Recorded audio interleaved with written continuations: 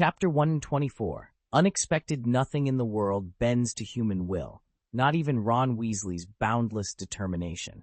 He was dead set on meeting Victor Krum in person, refusing to settle for correspondence. But with Hagrid's Care of Magical Creatures class about to start, there simply wasn't time for another fruitless stakeout. Undeterred, Ron spent the better part of the morning camped outside the elegant Beauxbaton ship, shouting Krum's name. When at last there was no answer, he sighed, resigned himself to duty, and trudged away. Harry, Hermione, and the others fell in step behind him as they made their way down the gentle slope of immaculate lawn toward Hagrid's hut at the edge of the Forbidden Forest. Aboard the ship, Krum let out a relieved breath. The boy whose ardor felt like 1,000 swords had finally departed. Victor hadn't expected Ron's infatuation to be so vocal. The image of Ron's flushed face as he'd called out from the deck made Krum shake his head with amusement. He smoothed a parchment on the polished wood table, Ron's class schedule, and allowed himself a small, proud smile. Then he rose, crossed to the cabin door, and waited for the bell to ring. The moment it did, he'd be back on deck to bask in the sunshine, leaving behind the echoes of Ron's hopeful calls. As Victor Krum waited for the school bell to ring, Harry and his classmates reached Hagrid's hut. Hagrid was standing just outside the door, one hand firmly on the leather collar of his enormous boarhound, Fang. Fang let out a soft whine and strained at the leash, clearly eager to greet the newcomers. The students, unnerved by the dog's fierce appearance, instinctively backed away. With an amused groan, Hagrid gave Fang a gentle tug and let him back inside. Peering through the doorway, Harry spotted 2 magical creatures already at rest. Hephaestus curled up in the hearth's warmth, and Alispad, now shrunken to half of Ron's height, tucked into a corner. From inside the hut came cheerful greetings, and the students called out a chorus of hellos to Fang. Overwhelmed by the attention, Fang tucked his tail between his legs and scuttled beneath the nearest table. As Harry stepped in, he recognized a few familiar faces among the gathered students. His cousin Dudley, the stalwart Ernie Macmillan, who matched Dudley's sturdy build but was startlingly industrious, and the quirky yet well-meaning Justin Finch Fletchley. Harry reminded himself that today's Care of Magical Creatures lesson was a joint class for Ravenclaw and Hufflepuff, and he settled in, curious to see what Hagrid had in store. Neville had let slip that he had a soft spot for a Hufflepuff girl, and Harry decided to play detective. A small group of girls stood a short distance away. There was Susan Bones, her dark hair pulled into a long, neat braid, the niece of the Minister for Magic, and a known authority figure's relative. Beside her was Hannah Abbott, the blonde with wide, golden-brown eyes and 2 plaited braids. Off to the side sat Megan Jones and Leanne Nini, but Harry and Neville barely ever spoke to either of them. That meant Neville's secret crush had to be either Susan or Hannah. Sure enough, Neville's gaze was locked on one of the pair, but they stood so close together it was impossible to tell which. Harry grinned inwardly. With a little nudge from his newly awakened subtle psychic talent, something as simple as telling Hannah, "Susan just put on a perfume that'll make you sneeze," he could send them scuttling apart. Both girls would believe him without question, and in the moment they split up, Harry would finally see exactly whom Neville was staring at. Then all he'd have to do was watch Neville's face. The moment the students rounded the bend, the castle's great bell sounded, its deep, sonorous toll echoing through the grounds and announcing the start of their lesson. Hagrid's booming voice cut through the clamor.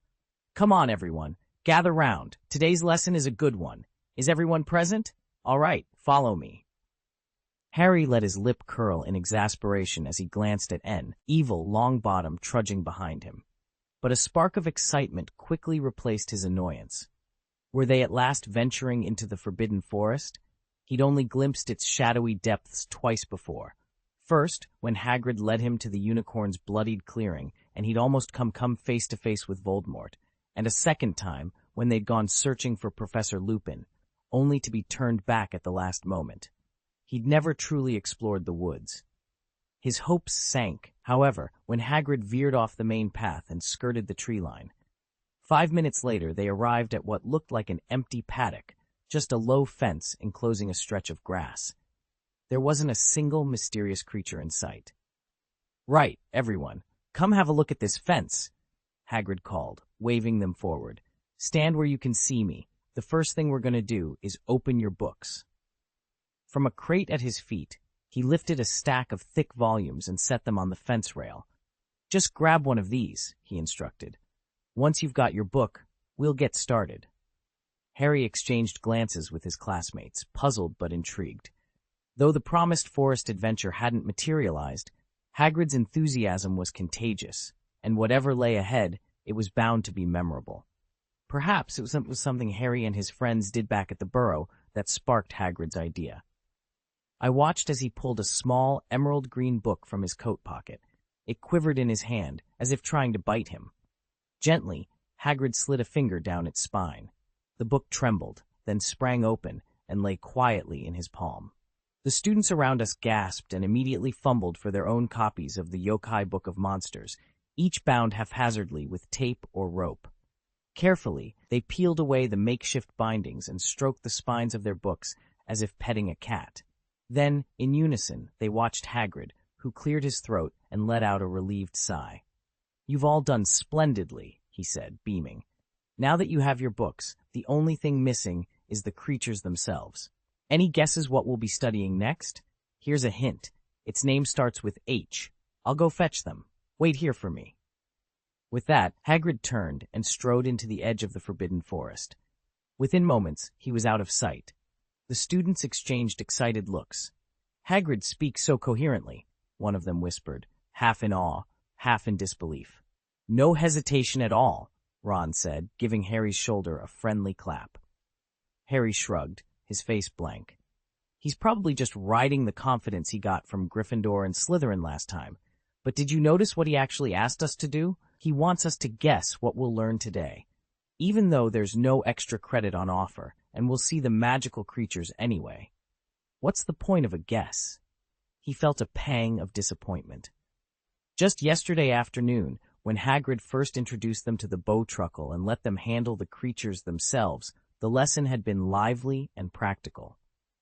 Today's preview barely reached half that level of engagement, and Harry couldn't help but call it out. Then everything changed. "Ha! You guessed wrong, mate!" Ron whooped, springing to his feet. In the distance, Hagrid strode back toward them, but none of the creatures followed.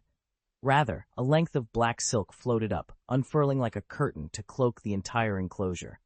The air seemed to press in behind it, and for an instant the field was swallowed in shadow. Hagrid stopped a few paces away, beaming at Harry, and gave him a cheeky, triumphant wink. Chapter 568, Care of Magical Creatures Lesson. Harry felt a tangled mix of irritation and amusement as Hagrid made his grand entrance. From the moment the giant waved in his direction, Harry understood exactly why the lesson had shifted to the edge of the Forbidden Forest. With Hagrid's keen eyesight, nothing in these woods went unnoticed, and Harry's offhand complaints about the last class certainly hadn't been forgotten. Perched on a fallen log just inside the tree line, Hagrid boomed, "Right then, 5 house points for whoever can guess what we're studying today. Anyone?" Justin Finch-Fletchley shot straight to his feet. "Hippocampus?" Hagrid's eyes lit up beneath his shaggy brows. "Read the name off the board, did you, Justin? Well done. That's exactly it." He turned back to the class with a broad grin. A hippocampus is a creature from Greek legend that lives in the Mediterranean Sea. The front half looks just like a horse, but from the middle back it's a fish, a bit like a seahorse, only the size of a pony. The students leaned in, eager for more. Today's lesson promised to be one they'd never forget. Chapter 8, The Elusive Horned Beast. Hagrid towered at the head of the Care of Magical Creatures enclosure, his massive frame silhouetted against the late afternoon sun. A ring of eager Hufflepuff students sat cross-legged on the grass, quills and parchment poised, ready for whatever he had in store. He cleared his throat and ran a calloused hand through his wild hair. "All right, everyone," he rumbled, his voice deep as thunder. "Today we'll have a little pop quiz. I'll describe a creature, and you tell me its name. No fair winking at your neighbor or peeking at your notes." There was a nervous shuffle of robes and the soft scratch of quills against parchment. Hagrid grinned and scanned the faces before him. First creature, it's non-venomous, can grow as big as a small cart, and has a mane that ignites when it's angry. He tapped the chalk against the blackboard. Who knows it? A hand shot up. Too late. Hagrid shook his head. Nope. Anyone else? Silence. Hagrid huffed and dumped the chalk eraser onto the floor. Well, if you had the strength, you could wrestle a young hippogriff, but we're not anywhere near a lake. Next one. He shifted his weight and peered down the line. Finally, he settled on a tall boy with bobbing black hair. Go on, boy. Professor, that creature is the Nundu, the student ventured. It's known for its deadly breath that can wipe out entire villages. He swallowed nervously. Hagrid laughed so hard the students flinched. In Devon? Nice try, but if we had a Nundu here, we'd all be long gone by supper. He wiped tears of mirth from his eyes. Okay, let's move on. This one's a tougher test. He cleared his throat again and consulted his notes. Next creature. It's got a frog-like head, sturdy legs, and feeds almost exclusively on those odd moon-crazed beasts that prowl the forests when the moon is full. A hush fell over the class, most faces blank. Then Ernie Macmillan, always eager, raised his hand. Ernie? It's the Hodag, Professor, Ernie answered confidently. It's terrestrial, with a bulbous frog-like head, and it preys on moon-crazed beasts in our woods. Very good. Hagrid roared with approval, slapping his thigh. The other students exhaled in relief. Hagrid's grin softened as he leaned on his cane. But you've missed one crucial detail, lad. American wizards have been using this same beast's regenerative horns to stay awake for days on end. Grind the horns into powder, and you can pull an all-nighter, no side effects. Last year, the Daily Prophet ran a whole piece on it. That's why horned beasts are a strategic resource across the pond. He sighed and laughed wryly. Try catching one, though. Nearly impossible. I once nearly had one trapped, but that's a story for another time. He straightened, eyes twinkling. All right, who's next? I can feel you're all this close to naming my mystery beast. Ernie Macmillan raised his hand again, determination shining in high. Sighs. He raised his hand with surprising confidence. I've got it! Horse! Hagrid's eyebrows shot up. Ah, you're really stretching our thinking there. A horse-like magical creature? Most students would say unicorn, but that's too obvious. Unicorns roam freely in the Forbidden Forest, and from what I heard at dinner last night, you've struck up quite the friendship with Madame Maxime, headmistress of Beauxbatons. Their carriage horses vanished recently, too. So, there's only one other H creature it could be, the Abraxan, the trusty rune horse. They're not native to Britain, and they're as rare as they come, yet somehow one's turned up. If you're keen on beasts, that'd make a spectacular first lesson. A genuine look of admiration crossed Hagrid's face. The Hufflepuffs around him burst into applause, and even a few Ravenclaws couldn't resist joining in. Still, Hagrid shook his head, half proud, half disappointed. Excellent reasoning. You nearly had me convinced it was a rune horse, but I'm afraid that's not today's answer. If I'd known it would turn out like this, I'd have bet today's lesson was all about the magical rune horse. Hagrid stood at the front of the greenhouse, beaming under his tangled hair. All right, Harry, your turn, he rumbled, clapping his huge hands. I saw you shake your head when Ernie gave his answer. You reckon you know what's behind that curtain? Every eye swung to Harry. He cleared his throat. It's the hippogriff. A ripple of surprise spread through the class, but Harry pressed on. I just know Hagrid better than Ernie does. Ron, Draco, Neville, Ginny, and me, of course, warned him. For a first Care of Magical Creatures lesson, he'd choose a beast in classification XX, something a competent witch or wizard could handle. Hagrid loves creatures, and he's not one for complicated detours. I thought of Pegasus, maybe a Thestral, even an Iseron, but none fit the clue as cleanly as the hippogriff. Hagrid dabbed at his eyes with a knobbly finger. 10 points to Ravenclaw. Harry understands me far too well, and 5 points to Hufflepuff for a decent try. Sorry, Ernie. Better luck next time. With a flourish, he yanked down the heavy black curtain. Then, whistle blown, 12 majestic creatures emerged. Their wings gleamed in the greenhouse light, their proud heads held high as they strode forward, every eye fixed on the students who would become their first lesson. They had the hindquarters and tail of a horse, but their forelegs, wings, and heads were unmistakably those of eagles. Their steel-gray beaks looked razor-sharp, and their orange eyes flashed bright and intelligent. Each talon measured over half a foot long, lethal-looking enough to send shivers down anyone's spine. A thick ruff of feathers framed every neck, yet there was no visible trace of chains or harnesses. At Hagrid's sharp whistle, every hippogriff, despite the flimsy wooden fence separating them from the students, strode forward in perfect unison. The class collectively lurched back. That low barrier felt woefully inadequate against such formidable creatures. "Now, don't be alarmed," Hagrid called up, beaming. "They're stunning, aren't they? And each is unique. This noble fellow here, with storm-gray plumage, is Buckbeak. That gleaming bronze one is Thunder. Over there you've got Blossom, the pretty pink-pied mare. Next is Rosie, with her sparkling chestnut coat. And finally, this beauty as black as ink is Nightshade." One by one, Hagrid stepped closer to the hippogriffs, speaking to them in low, soothing tones. To everyone's astonishment, each creature bowed its proud head, lowering it until Hagrid could gently stroke its beak. The display of trust between giant and beast left the entire class breathless and eager for what would come next. Hippogriffs are fiercely proud and quick to take offense. If you misstep, they can strike out without warning. Yet when Hagrid approaches, they flock to him calmly, gathering at the fence as if summoned by royalty. The students watched in amazement as the creatures showed not the slightest hint of irritation or doubt. This wasn't simple taming. Hagrid wasn't their trainer. He was their king. For him, they set aside every last shred of pride and served him with the loyalty of trusty steeds. Watching this, Harry's mind drifted back to the name that had echoed in his vision, Stormborn Stone, Hagrid the First, scion of the Hagrid line, also called Hercules, king of the Forbidden Forest, master of giants, mentor to the Dark Wood, liberator and lord of dragons. Now, it all made sense. Hagrid truly wielded the ancient power of that legendary ancestor. No magical beast could resist him, not because he bound them in iron chains, but because his influence ran far deeper. Any mundane shackle would be weaker than the bond he forged in their hearts. It wasn't hypnosis or trickery that kept them in line. It was pure, unshakable gratitude. Having banished the beast, he felt an earnest, clear-headed gratitude. And then, of his own free will, he surrendered himself. Chapter 126.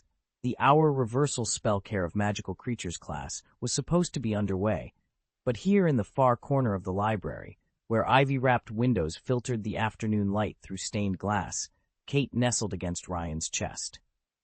In her small palm rested a delicate clock, its face and hands traced in gleaming gold threads, ticking with a quiet urgency.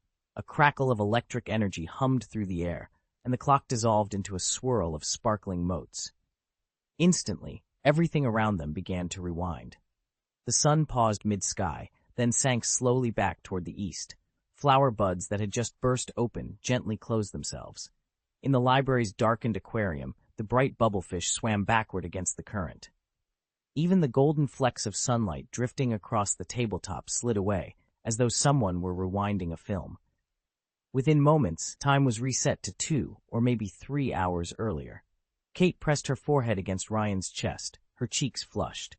"This hour reversal spell is such a pain," she grumbled. "My stomach's in knots." Ryan tucked a stray strand of hair behind her ear. "It's not a full-blown spell," he explained softly. "More like a curse, or really a way to tap into the sands of time. Modern wizards have never truly mastered time itself. This trick just borrows a little of its power." He stroked her back until her breathing evened out, the library returning to its ordinary hush. Kate frowned at the parchment in her hand and read aloud. "The Hour Reversal Charm is a dangerous, unstable enchantment that can send its caster up to 5 hours into the past. According to Professor Saul Crocker, it performs best when stored inside a magical container, hence its integration into the Time Turner." She looked up at Ryan. "That's odd. This comes straight from the Time Chamber in the Department of Mysteries. Why does it say you need a container? And why don't I need a wand, or the Sands of Time you mentioned, to activate the spell?" Ryan offered her a crooked smile. "Because your body already carries something far more potent than the Sands of Time, my own essence. Didn't you notice the warmth spreading through your stomach whenever you use the charm? That's why I advise taking it orally. Your lower abdomen lacks conventional digestive organs, so without my contribution to the process, the spell would behave like a perpetual elixir, never fully expending its energy until it eventually lost its magic." Kate blinked. "Wait, So what happened to the sands of time you used before? Ryan extended his right hand, palm up, as if presenting something invisible between them. He reached out, and suddenly a handful of golden grains drifted down from the air, glittering like dust in sunlight. These, he said softly, scooping them between his fingers, are the sands of time, fragments of Kronos' power that fell away when he died, almost like cosmic dandruff. He paused, letting the image settle. Casting the original hour reversal spell actually takes 2 steps. First, you have to establish a connection with Kronos and draw out the sands of time. Then you channel your own magic through those sands to bend his power to your will. But here in the current Ministry of Magic, nobody's capable of that first step anymore. Once a time turner breaks, there's no one left who can harvest fresh sand to rebuild it. We'd have to wait until some future wizard rediscovers the original spell. Kate leaned forward, curiosity warring with caution. So this really is the sands of time? She lifted a few grains as if to study them more closely, then hesitated. But if the ministry never trained new sandmasters, why didn't anyone realize how precious time-turners are? Back when they still took Kronos' name seriously, any student could borrow one with a professor's approval. What happens if a time-turner actually runs out of sand? He let the particles slip through his fingers and shook his head. It's not like an ordinary ingredient that gets used up. The sands aren't consumed in the process. The me-turner itself is simply the conduit. The time-turner draws on mana to operate, not sand. Ryan shook his head and summoned a flicker of flame in his palm. The fire swept across the fine grains of sand, reducing them to ash before dissipating into the air. At another juncture in time, the other Ryan and Hermione were soaring above the forbidden forest on a hippogriff's back. Thanks to Hagrid's newfound mastery over the creatures, he'd finally removed their restraints, and today, every student in class would get to fly. Before mounting, each witch or wizard had to prove themselves. Lock eyes with your hippogriff without blinking, bow respectfully, and wait for its nod of approval. One by one, the students climbed onto their chosen beasts. Ryan and Hermione claimed Bobby Buck, the same hippogriff who'd played the leading role in the original timeline. They rose into the sky together, the forest sprawling below them, until the bell rang to signal the end of class. Reluctantly, they dismounted, joined by classmates who all agreed this had been the finest lesson they'd ever had. A few Ravenclaws, of course, still insisted that Charm's class could rival it, but even they had to admit it had been an unforgettable morning. As they made their way back to the castle, the party once again passed the sprawling lawn by the inky black lake. Ron came to an abrupt halt, his eyes locked on the great ship moored at the water's edge. But this time the familiar spark of hatred in his gaze had vanished, replaced by a tangle of anxiety, and, he realized with a pang, guilt. "Crumb, it's Ron!" he called out across the still surface of the lake. On deck, Victor Krum leaned limply against the doorway, arms and legs motionless, as though held by an invisible force. His usual impassive mask, unchanged even when facing Grindelwald, had crumbled, revealing white-knuckled fear. His grayish skin was taut, breaths coming in harsh, ragged gasps. "Ron, when are you going to let me go?" he whispered, voice cracking. Magically bound and humiliated, Krum had felt too ashamed to write to Lavender. He hadn't summoned the courage to explain himself, and Lavender, hearing only Ron's vague reassurance, "Don't worry, we'll handle everything," never sent a letter of her own. To discover what happens next, continue to the next chapter. Ryan couldn't suppress a smile. This misunderstanding seemed destined to stay that way, permanently unresolved, and yet, here he was, hand in hand with Hermione, walking back toward the castle as if nothing unusual had happened. He still half expected someone to jump out and shout, "Gotcha!" But no prank was brewing. It had simply been a chance mix-up, hidden from view until this very moment. And somehow, that made it all the more delightful.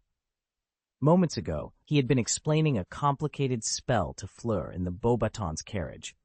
Before that, he was side by side with Penelope, poring over student union documents in the Ravenclaw common room. At times he lost himself in the twisting aisles of the second-floor library, walking those endless shelves with Kate. And now he looked up to see another version of himself approaching, this one firmly holding Luna's hand. It felt as though he'd hopped through parallel worlds, each version of him leading a different life, and they'd all converged here. A flutter of emotion stirred in his chest, but his logical mind brushed it aside. These were only his outward selves, extensions that roamed the school. The true Ryan remained hidden deep within Smith Castle, nestled in Smith's alchemy hut, where the greatest mysteries still awaited him. On the pedestal bearing his name and the faint silhouette of the Black Knight stood a copper coffin etched with shifting runes, and inside it he lay in deep slumber. This coffin was more than a mere container. It was a living ritual.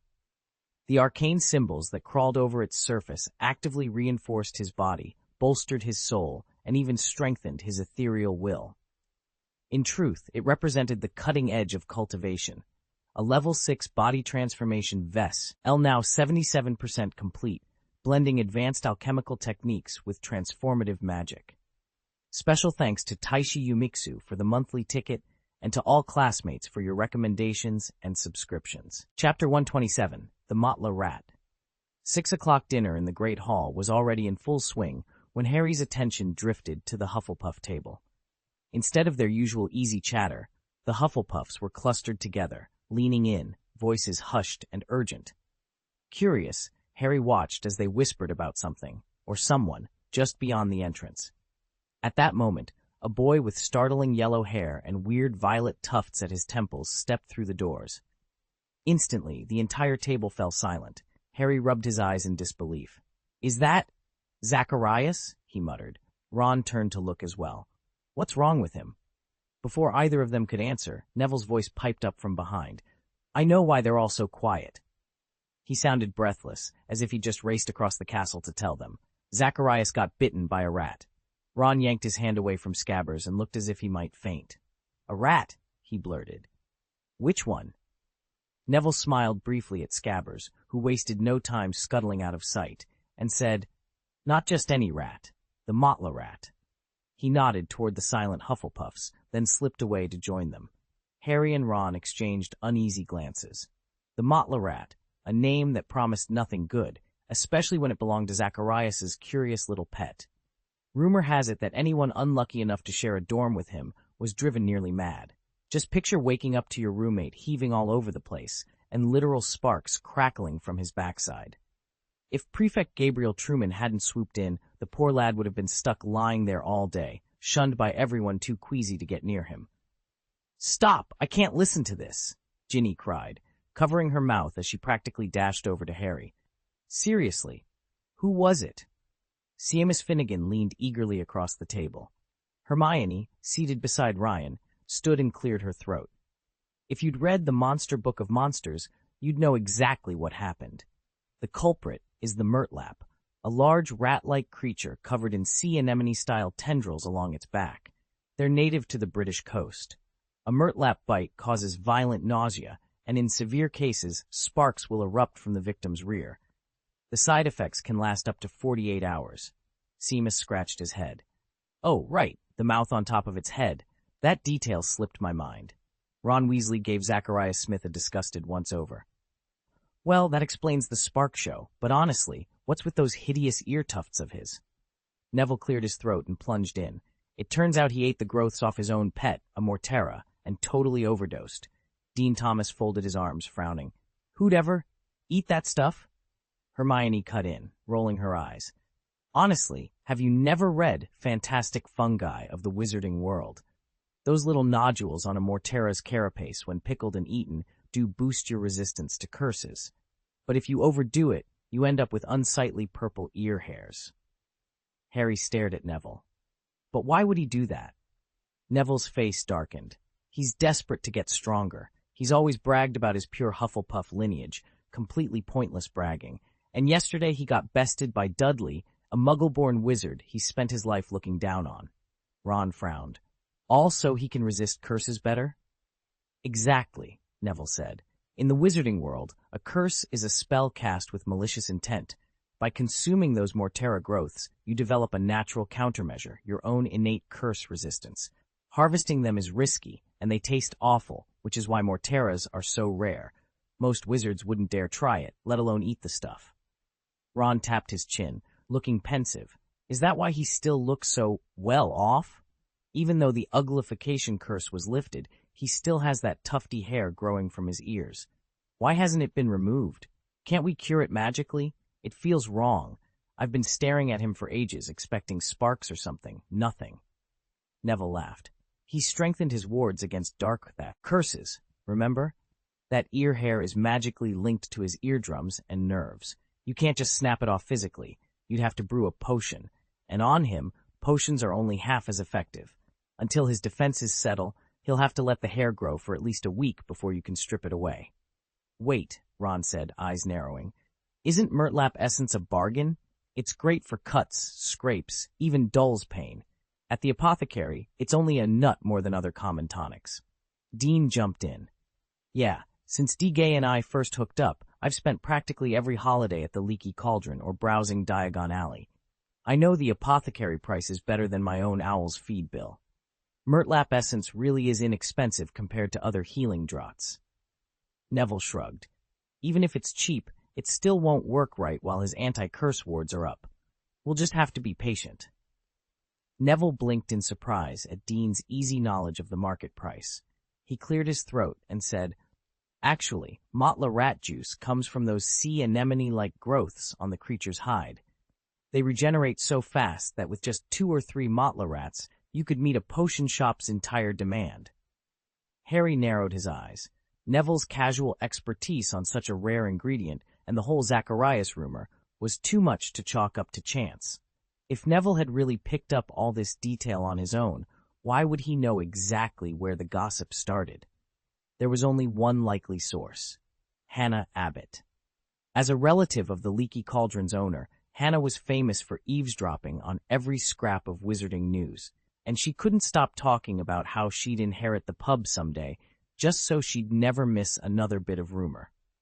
Once Neville finished answering everyone's questions, Harry stood up, caught Neville's eye, and silently mouthed the word, Hannah.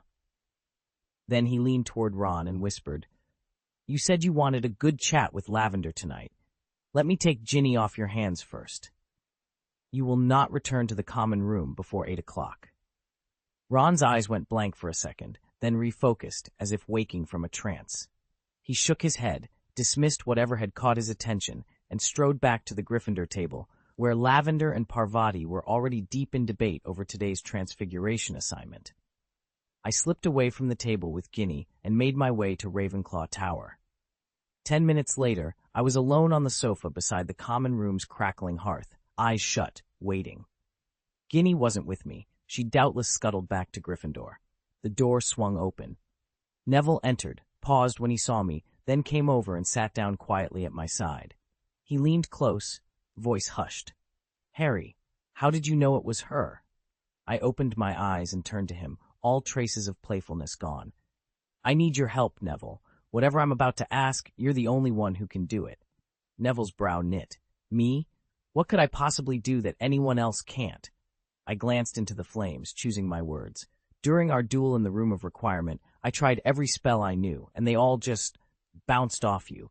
It was as if your body repelled magic. If magic is electricity, you're an insulator. I realized then that you're uniquely suited to shield me from detection. Neville's eyes widened. Shield you? From what? I'll explain everything in time, I said. But here's the bottom line. Next April, I have to perform a ritual inside Hogwarts itself, behind enemy lines, so to speak. The castle's wards would pick up any magical signature we produce. That's where you come in. If you stand beside me, your insulating effect will neutralize any stray magic that might alert the wards. All I'm asking is that you be there at my side. Neville took a steadying breath and squared his shoulders. You can count on me, Harry. I'll do it. Relief washed over me. I placed a hand on his arm. Thank you, Neville. Closer to April, I'll fill you in on every detail. For now, just know how grateful I am. He gave me a firm, determined nod. In that moment, I knew I wasn't facing what lay ahead alone. Together, we would see it through. Chapter 128. Professor's Strange Reactions. Hogwarts was bristling with eyes, countless portraits lining every corridor, each acting as one of Dumbledore's most diligent informants. Harry knew he couldn't slip past them without help, so he turned to Ryan for advice on where he could move unseen. The answer was Ravenclaw Tower, Its common room offered a rare pocket of privacy, and for an added layer of security, Neville Longbottom would play along with Harry's little deception. Neville knew only that Harry needed to be away from Hogwarts for a short while. Nothing more. He'd serve as unwitting proof that Harry's disappearance wasn't suspicious. All Harry had to do now was wait for Dumbledore himself to summon him for those private lessons he'd been promised. But morning came, and still there was no owl, no note beneath his pillow, no sign that solo instruction was ever on the schedule. He headed to breakfast with a knot of disappointment in his stomach. Today's classes were potions, followed by transfiguration. In potions, Professor Slughorn had the Ravenclaw and Hufflepuff students working on confusing and befuddlement draughts, a brew designed to jumble the drinker's thoughts. The recipe wasn't particularly complicated, but its effects could be dangerous if miscalculated. That made it a poor choice for first and second year apprentices, but in third year, the students were deemed ready to handle it. Harry slid into his seat alongside Luna Lovegood, who was fiddling with a small corked vial she refused to share details about. Across the bench, Zacharias Smith winked at Harry as if the pair shared some secret understanding. Professor Slughorn swept into the room moments later, booming a cheerful greeting and immediately launching into his spiel on the importance of precision and flair in potion-making. Even as Harry measured powdered horn of bicorn and stirred his draught with steady, practiced motions, his mind kept drifting back to the unanswered summons. Why was Dumbledore delaying, and what was really waiting for him beyond the watchful gaze of those enchanted portraits? For now, though, the only thing he could do was focus on his potion, and hope that by tomorrow he'd have the answers he needed. Potions for first through third year students at Hogwarts relies on just 2 textbooks, 1,000 magical herbs and fungi and magical drafts and potions. So by the time class begins, nearly everyone already knows the common ingredients: sneezeweed, scurvyweed, lovage, and the like. Today's assignment is a confusion drought, and even Dudley, who usually bungles his cauldron work, manages to produce a pale blue brew that's almost the textbook's ideal green. Yet Harry can't shake the image of Professor Snape, brow furrowed throughout the lesson, as if something more serious weighed on his mind. When Harry turns to Ron afterward, Ron nudges him excitedly. "Snape praised you twice today, Harry." "That never happens. After potions comes transfiguration, and like yesterday's charms lesson, it lasts only an hour. In third year, charms is scheduled just once a week, along with electives such as divination and ancient runes, and transfiguration meets only twice, both times in the final period." Harry settles in, expecting a follow-up to Snape's offhand mention of animagi yesterday. Instead, the subject has quietly shifted, and none of the procedural details for registering as an animagus are touched on. The mystery of Snape's concern remains. "Today, we're going to learn how to transform a clock into a snail," Professor McGonagall began, her voice crisp and precise. "This year, your transfiguration lessons will focus on converting inanimate objects into living creatures. That's quite different from your first and second year exercises, where you turned living beings into lifeless items." She swept her gaze across the room. "Your task is to eliminate all traces of the original object. The snail you produce must move naturally, no ticking, no faint hum of gears, and its shell must not resemble a clock face or any other timepiece feature. In later lessons, you'll learn to turn a teapot into a turtle and a steamer into a rabbit." Harry couldn't help noticing that Professor McGonagall seemed unusually distracted. More than once she paused mid-instruction, staring off as though lost in thought. Harry's curiosity spiked. What could be weighing on one of the most dependable professors at Hogwarts? By the time the morning's lessons ended, he still hadn't found an answer. In the corridors, Hufflepuff students whispered excitedly about what had happened to Zacharias Smith yesterday, but no one had any solid information. Just before noon, Harry overheard a cluster of Gryffindors complaining about the afternoon schedule. 3 classes today, care of magical creatures, ancient runes, and charms, all on a Saturday, one student groaned. Harry sighed, bracing himself for another jam-packed day at Hogwarts. Ron let out a groan the moment he realized what had happened. The new term schedule had been posted ages ago, yet he'd only just noticed it now. He looked utterly defeated. Rather than heading down to the Black Lake after dinner, as he normally would to needle Victor Krum, he trudged back to the Gryffindor common room in silence. Just the day before, he would have griped about the Triwizard visitors. Their seats were set up in the Great Hall. Yet the students from Beauxbatons and Durmstrang had chosen to eat in boats, high among the trees, and even in wagons along the lake shore. Tonight, though, Ron couldn't summon the energy for any teasing. Out on the Black Lake, Victor Krum sat aboard the Durmstrang ship, a broad smile on his face now that Ron's voice was no longer carrying across the water. Still, Krum didn't venture out to the deck, just in case Ron was lurking somewhere, waiting to pounce. With Ron's first class scheduled for the afternoon, he had time to spare. Maybe he'd visit the library, Hogwarts' legendary library, the largest repository of magical knowledge in Europe. Even Tom Riddle had spent long hours there. Who knew? Perhaps Ron might stumble across something that could help defeat Grindelwald one day. At precisely 1 o'clock, Ron made his way to the classroom nestled beside Hagrid's hut. As he approached, he saw the gentle half-giant standing by a tall stool, ready to welcome his students. Hagrid beamed at the class. Today, we're going to learn about a creature that's actually very common, yet none of you have ever laid eyes on one. Wizards have invented dozens of spells just to catch it, and it's a favorite in duels. One of those spells, for example, is the super sensorial charm. He let that sink in, scanning the puzzled faces before him. So, what do you think it is?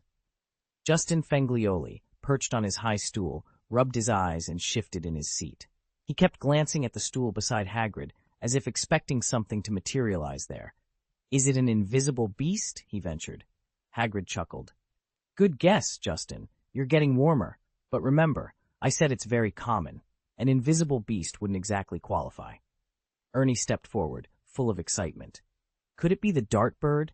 Muggles believe it's extinct, but in truth, it's everywhere. Only it can vanish and reappear so suddenly that catching one is nearly impossible. Naturally, wizards have come up with plenty of spells to trap them. Hagrid shook his head, a playful smile on his face. I like your thinking, Ernie, but that's not it either. The key hint is that it's right here, on this very stool. He tapped the cushion gently. Look closer, and you'll see why every witch and wizard needs a special spell to spot it. Ernie, that answer isn't quite as precise as Finch Fletchley's, Hagrid said, glancing around the circle of students. He turned to the next volunteer. Could it be a giant chameleon snail? I've seen them at the Magic Menagerie. They're supposed to be fairly common. To everyone's surprise, Dudley raised his hand. The boy still looked uneasy about Hagrid's half-pig tail and rarely spoke up in Care of Magical Creatures class.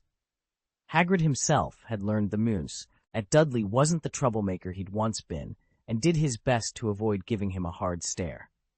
So when Dudley answered, Hagrid paused, genuinely taken aback. That's not quite right, Hagrid admitted after a moment. But you haven't grown up in the magical world, so it makes sense you'd be unfamiliar with which beasts are actually common.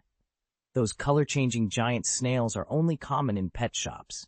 In the wild, they're extremely rare, native solely to parts of Africa, and they leave a trail of potent toxin behind them. Anything their slime touches withers and burns. If that stool had been one, it would have been scorched clean through by now. Dudley nodded, crestfallen. Hagrid cleared his throat and called, All right, Lexus. Let's see the real creature. A small, silver-green lizard, no more than 7 or 8 inches long, climbed onto the tall stool. Its iridescent scales caught the light as it tilted its head, studying them with bright, curious eyes. Special thanks to Taishi Yumishi and Shui Mengjong Hailu for your generous monthly support, and to all my classmates for your recommendations and subscriptions. Chapter 129, Runic Numbers. 7 Hagrid cleared his throat and cast a proud glance around the hushed classroom. The moke, he began, is a silver-green lizard found all over Britain and Ireland. It can grow up to 10 inches long, but you'd never spot one in the Muggle world, because a moke can shrink itself down to practically nothing. In fact, the one I've brought today was perched on that stool until a moment ago, watching you lot with the right ingenuity. A murmur of excitement rippled through the third years, 14 and 15-year-olds now old enough to visit Hogsmeade and well acquainted with the price of butterbeer. Gone were the days of wide-eyed innocence. They knew exactly what practical magic could be worth. Hagrid leaned forward, lowering his voice to a conspiratorial whisper. Now, why do you reckon wizards go to such lengths to catch a moke? Why invent special spells, organize hunts? Simple. The moke's shed skin is a priceless material for wallets and purses. A bag made from moke skin will shrink away whenever anyone unfamiliar approaches, hiding itself from thieves. And once you lock something inside, only you can get it back out. Think about it. No more misplaced coins, no more pickpockets. Own a moke, and you've practically tapped into an endless vein of gold. At that, every student in the room had eyes like gleaming galleons, a creature that could make them rich. It was all they could think about. Even Ron, whose pockets were never empty, couldn't help but stare at the little shapeshifter as it slipped in and out of one form after another. Harry, too, felt his curiosity piqued, though Hagrid himself seemed entirely unmoved. The giant stood tall, chest out, a broad grin on his face. "You lot are too green," Hagrid chortled, taking a few purposeful steps forward. "I remember when I was your age, full of dreams of running hunts like professional lizard catchers." Plenty of graduates had the same bright ideas. Most of them ended up taking a safer career path once they realized just how slippery these creatures can be. And the ones who did make it big, they didn't rely on tiny lizards for their fortunes. No, they moved on to bigger things. He tapped the glass enclosure lightly. "But this little one? I nabbed it myself last year with my own secret method." Harry felt a spark of recognition. Last school year was when Hagrid first awakened. The same moment Hephaestus, the great fire-breathing salamander, had come into being under Hagrid's care. Yet now, watching Hagrid handle this new creature, nicknamed Lexus, the two professors who normally influenced the trio, Snape and McGonagall, felt a world away. Harry had planned to corner Hagrid after class for more details, but it seemed that opportunity had slipped through his fingers. Instead, a handful of students who'd grumbled at Hagrid's recent assessment of their magical bestiary assignments were chasing Lexus around the hut, laughing at the challenge of finding a lizard that could vanish in a puff of emerald smoke. Hagrid, meanwhile, only encouraged their game, his booming laughter echoing against the stone walls. At the clang of the dinner bell, the little enclosure quieted. Ancient magic and spells was next, and everyone hurried off, leaving Harry with more questions than answers, determined that this time he wouldn't let the chance to talk with Hagrid slip away again. Harry, Ron, and Hermione waved goodbye to Hagrid and headed back toward the castle. Halfway up the grand staircase on the second floor, they passed the library entrance and noticed a cluster of girls giggling in the corridor. One of them had a thick Bulgarian scarf tied loosely around her waist. Before Harry could ask what was going on, Ron spun on his heel and hurried over to the group. "Hey, you with the scarf. Did you get that from Crumb?" he called out. The girl holding the scarf faltered when she realized she was speaking to Ron Weasley, one of Hogwarts' most famous students, and her irritation melted into a shy, conspiratorial smile. "Well, yes, it is his," she admitted. "He was in the library earlier, covering his head with it like Professor Quirrell does with his turban. But he didn't count on us spotting him. We saw that scarf bright as day, kind of hard to miss, and teased him until he left." Ron glanced back at Harry and Hermione, eyebrows raised. "Is he still in there?" he asked. She shook her head. "No, he's gone. But a bunch of Durmstrang students are still inside. Really friendly lot, too. A few of the Beauxbatons girls came in as well, but honestly, they didn't last long. This is Hogwarts, after all. They didn't feel very welcome." Hermione, who had been listening quietly, wrinkled her nose. "It's hard to believe the library could hold that many people. I'm always here on weekdays and never see crowds like that." Ron grinned. "Well, now we know why. Let's see what all the fuss is about." With that, the three friends strode into the library, eager to investigate. "It turns out they've all gone to the library," Ron grumbled as he and Harry climbed the narrow stairs to the Ancient Runes classroom on the 4th floor. He sounded genuinely put out. "It's not fair. We Ravenclaws hardly ever need to use the main library. If we'd known Crumb was here, we'd have bumped into him yesterday, squared away that silly misunderstanding, and spent the whole afternoon together. Who knows? We might even have gone flying on our brooms after dinner." Ancient Runes was one of those Ravenclaw-only electives, much like divination, and their professor, Bathsheba Barberin, took her position seriously. Harry remembered seeing her both at the start of term and again at the end-of-year feast. She had an Indian look about her, always wearing a delicate tulip-embroidered monocle and garments that hinted at Far Eastern styles. Padma would have felt right at home in her class. Yet today's lesson proved far more tedious than Harry had anticipated. After a swift roll call, Professor Barberin distributed photocopies of a brief introduction to ancient runes that she'd obtained from the library. Without further ado, she launched into a meticulous lecture on the numerical values of each rune, precise, accurate, and utterly soporific. Professor Barberin's voice, thick with a hint of curry, droned on as he dictated the magical creatures and the numbers they symbolized. The students dutifully scribbled every word into their notebooks. Demigiz, its invisibility represents 0. Unicorn, its horn represents 1. Graphorn, its horn represents 2. Runespore, its 3 heads represent 3. Fooper, its 4 colored feathers represent 4. Quintuped, its 5 legs represent 5. Salamander, its ability to survive 6 hours outside fire represents 6. Unknown, this most mysterious beast represents 7. Acromantula, its 8 eyes represent 8. Hydra, its 9 heads represent 9. As Harry watched his classmates mechanically copy down the list, he felt the familiar restlessness stirring in his chest. This was just reading notes, nothing more than parroted facts. He couldn't contain his curiosity. Raising his hand, he asked, "Professor, could you tell us more about this unknown? What kind of creature is it? Is it simply represented by the unknown?" Harry's question cut through the hush of the classroom, where only the soft scratch of quills on parchment could be heard. Professor Barberin paused, adjusting his monocle as he regarded Harry thoughtfully. "An excellent question. One I was asked, quietly, decades ago, by a young student named Tom Riddle. You may know him. He later became Professor Riddle's father." Harry's eyes widened. He understood at once whom Barberin meant. "Now," the professor went on, "what comes to your mind when you hear the number 7? If you've ever stepped inside a church, you might recall the 7 deadly sins: pride, envy, wrath, sloth, greed, gluttony, and lust, and the corresponding 7 virtues: chastity, diligence, generosity, humility, kindness, temperance, and patience. These forces of vice and virtue shape every human soul, and every wizard's as well." "But sir," Anthony piped up, "we're Zards, right?" Barberin allowed a small, knowing smile. "Indeed, wizards are magical beings, arguably the most mysterious of all." Chapter 130, Charms Class and the Horcrux Count.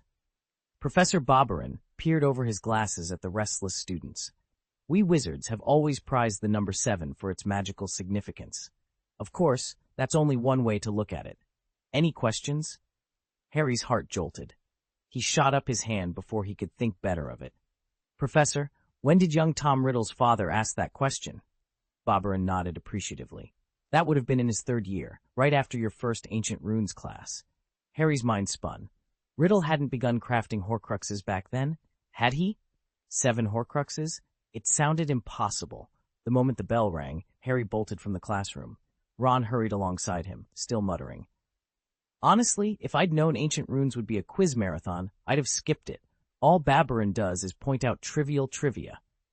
At least, we've got charms next." But Harry barely registered his friend's complaint.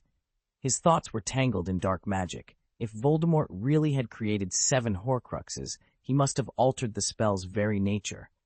Only by rewriting the rules could he split his soul so many times without weakening himself, perhaps even growing stronger each time. Harry fell into step behind the other students as they climbed the 4th-floor corridor toward Charms. He replayed Professor Babbling's words in his mind, the 7 deadly sins: pride, jealousy, wrath, sloth, greed, gluttony, and lust. One glance at the locket around his neck confirmed it. It was the sin of lust. He'd felt its pull himself, had shared that secret with Bella. Now only the other Horcruxes remained to be found.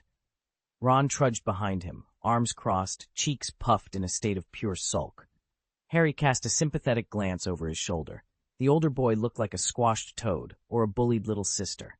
Harry stifled a grin. They reached the double classroom door at last, where Charms and Ancient Runes were held back-to-back in a single period. Pushing it open, they spotted Professor Flitwick shuffling behind his desk, already burdened by an overstuffed stack of parchment. Harry and Hermione exchanged amused looks. Flitwick was about to perform his usual vanishing trick, ducking behind the table and hoping no one noticed he'd forgotten his lesson plan. Not this time. Harry, Hermione, and Ron barreled in just as he crouched down, catching him red-handed. Flitwick rose, cheeks tinged pink, and plopped onto a thick tome to reclaim some dignity. He gave them a small, lopsided smile as he brushed invisible dust from his robes. The last few students streamed in, settling on their benches. Flitwick cleared his throat as the clock's minute hand inched toward full. "Good afternoon, everyone," he chirped, voice brighter than usual. "Today's lesson is—" "Yes, you heard right, another Quidditch-related charm. Now, before you rush off to the pitch, let's get started." He swept a stack of scrolls aside and raised his wand. "Please take out your wands, parchment, and quills. We will be learning the Ariathum Inflecto, the swooping broom charm. Mastering it will give you greater control over your broom's descent and stability during high-speed maneuvers." Harry's pulse quickened. Quidditch charms were always his favorite. And though his mind was partly fixed on Horcrux hunting, he couldn't help but lean forward with anticipation. Whatever lay ahead in the skies, he was ready. Every time a chaser missed the quaffle, they had to race all the way down to the pitch to fetch it, a constant frustration that slowed the game to a crawl. First, they tried painting the quaffle bright red so it was easier to spot. That helped a little, but it didn't solve the root of the problem. It wasn't until the wizard Daisy Penniety proposed a new enchantment that things really improved. Her slowing charm, Arresto Momentum, causes an uncaught quaffle to drift gently toward the ground, almost as if it were sinking in water, giving chasers a fair chance to catch it before it hits the turf. Professor Penniety turned to the class and smiled. "No, everyone, repeat after me. Arresto Momentum."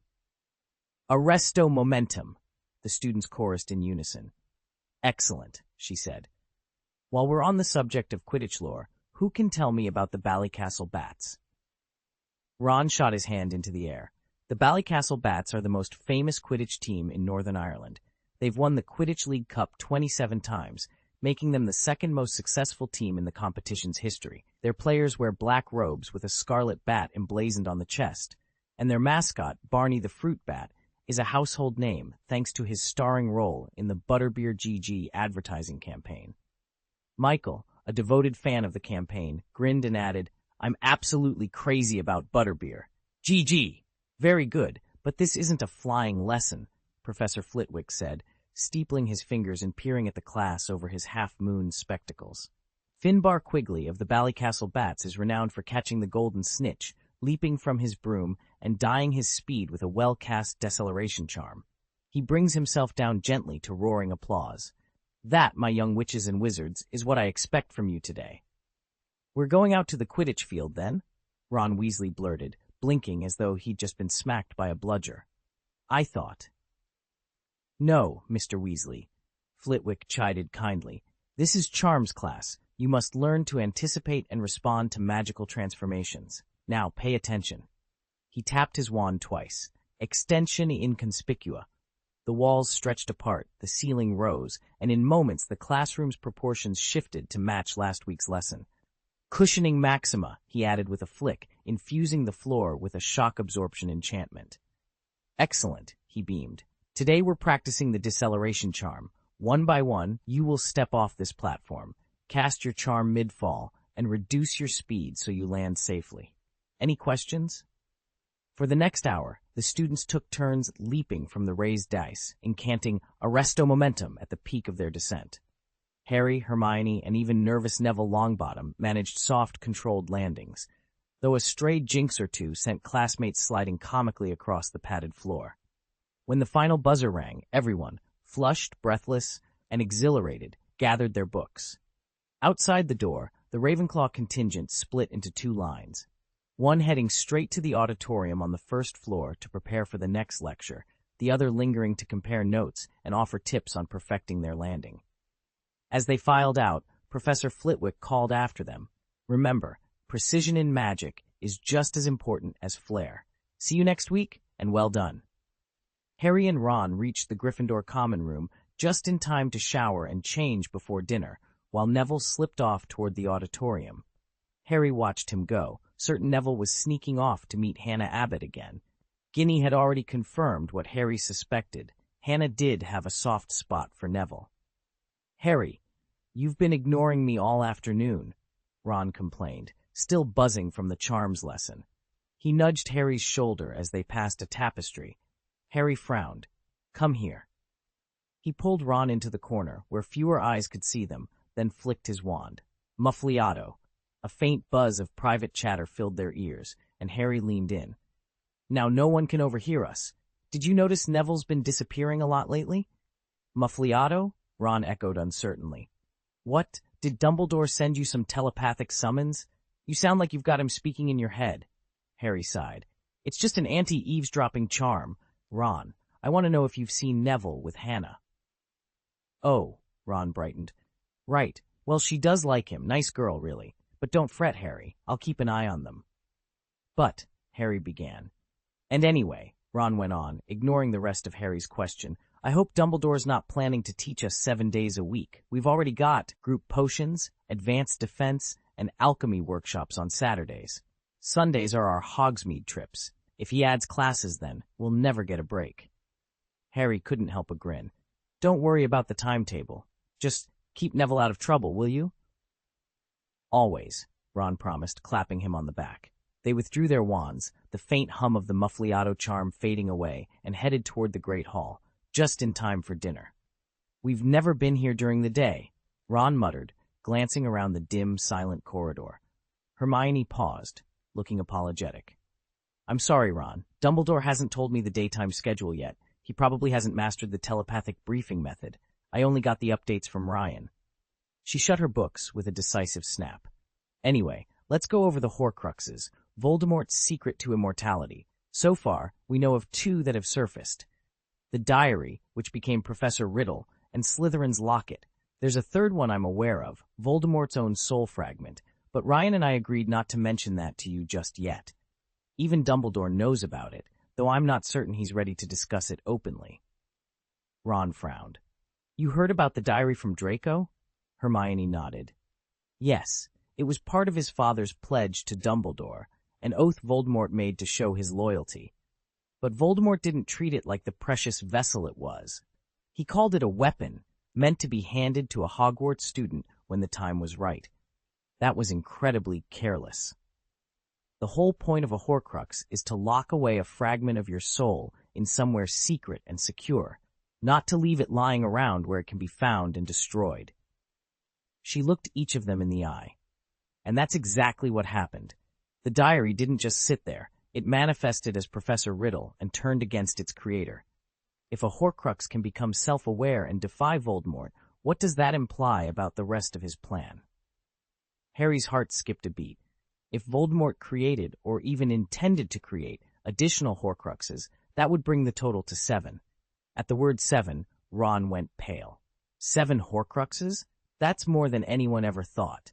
He looked like he was suddenly recalling Professor Binns's dusty lectures, the ones that finally made sense now that Harry and Hermione had organized extra study sessions.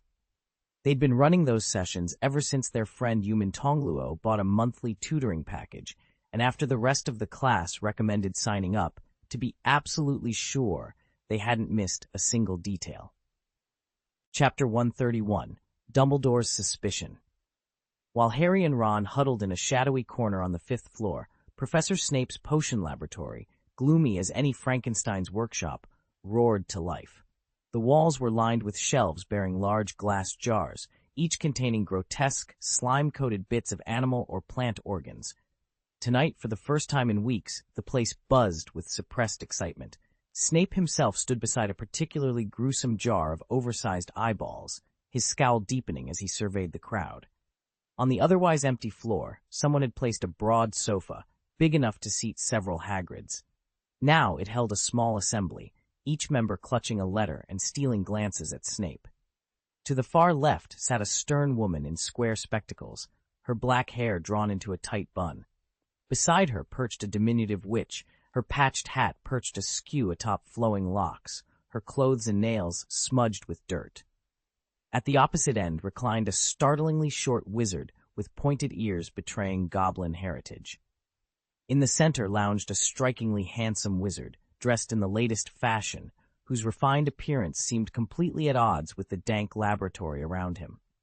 They all seemed poised to speak, but their gazes drifted instead toward the center of the room, where Severus Snape usually worked. In the tall, ornate chair sat an old man with snowy white hair and a long beard, dressed in richly embroidered robes. Albus Dumbledore, unmistakably. On the sofa, Professor Minerva McGonagall, deputy headmistress of Hogwarts and transfiguration instructor, watched with cool composure. To her left sat Professor Pomona Sprout, to her right, Professor Phileas Flitwick. And right in the middle stood Sirius Black, someone who, by his own account, would never have set foot in this place. As he looked around that dim, paneled chamber, he sneered, "This room reeks of cowardly, disgusting sniveling." The professors exchanged uneasy glances. They were used to gathering in the staff lounge or Dumbledore's private office. This cavernous meeting hall felt out of keeping with their usual decorum. Yet today, a single piece of news had drawn them all here.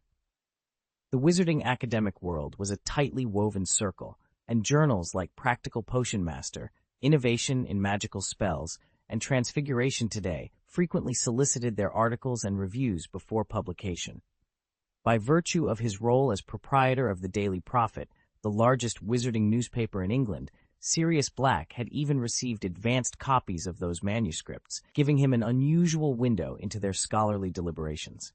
That morning, every professor on staff found a curious letter waiting on their desk, each containing the same improbable potion recipe, a draught purportedly capable of enabling men to bear children.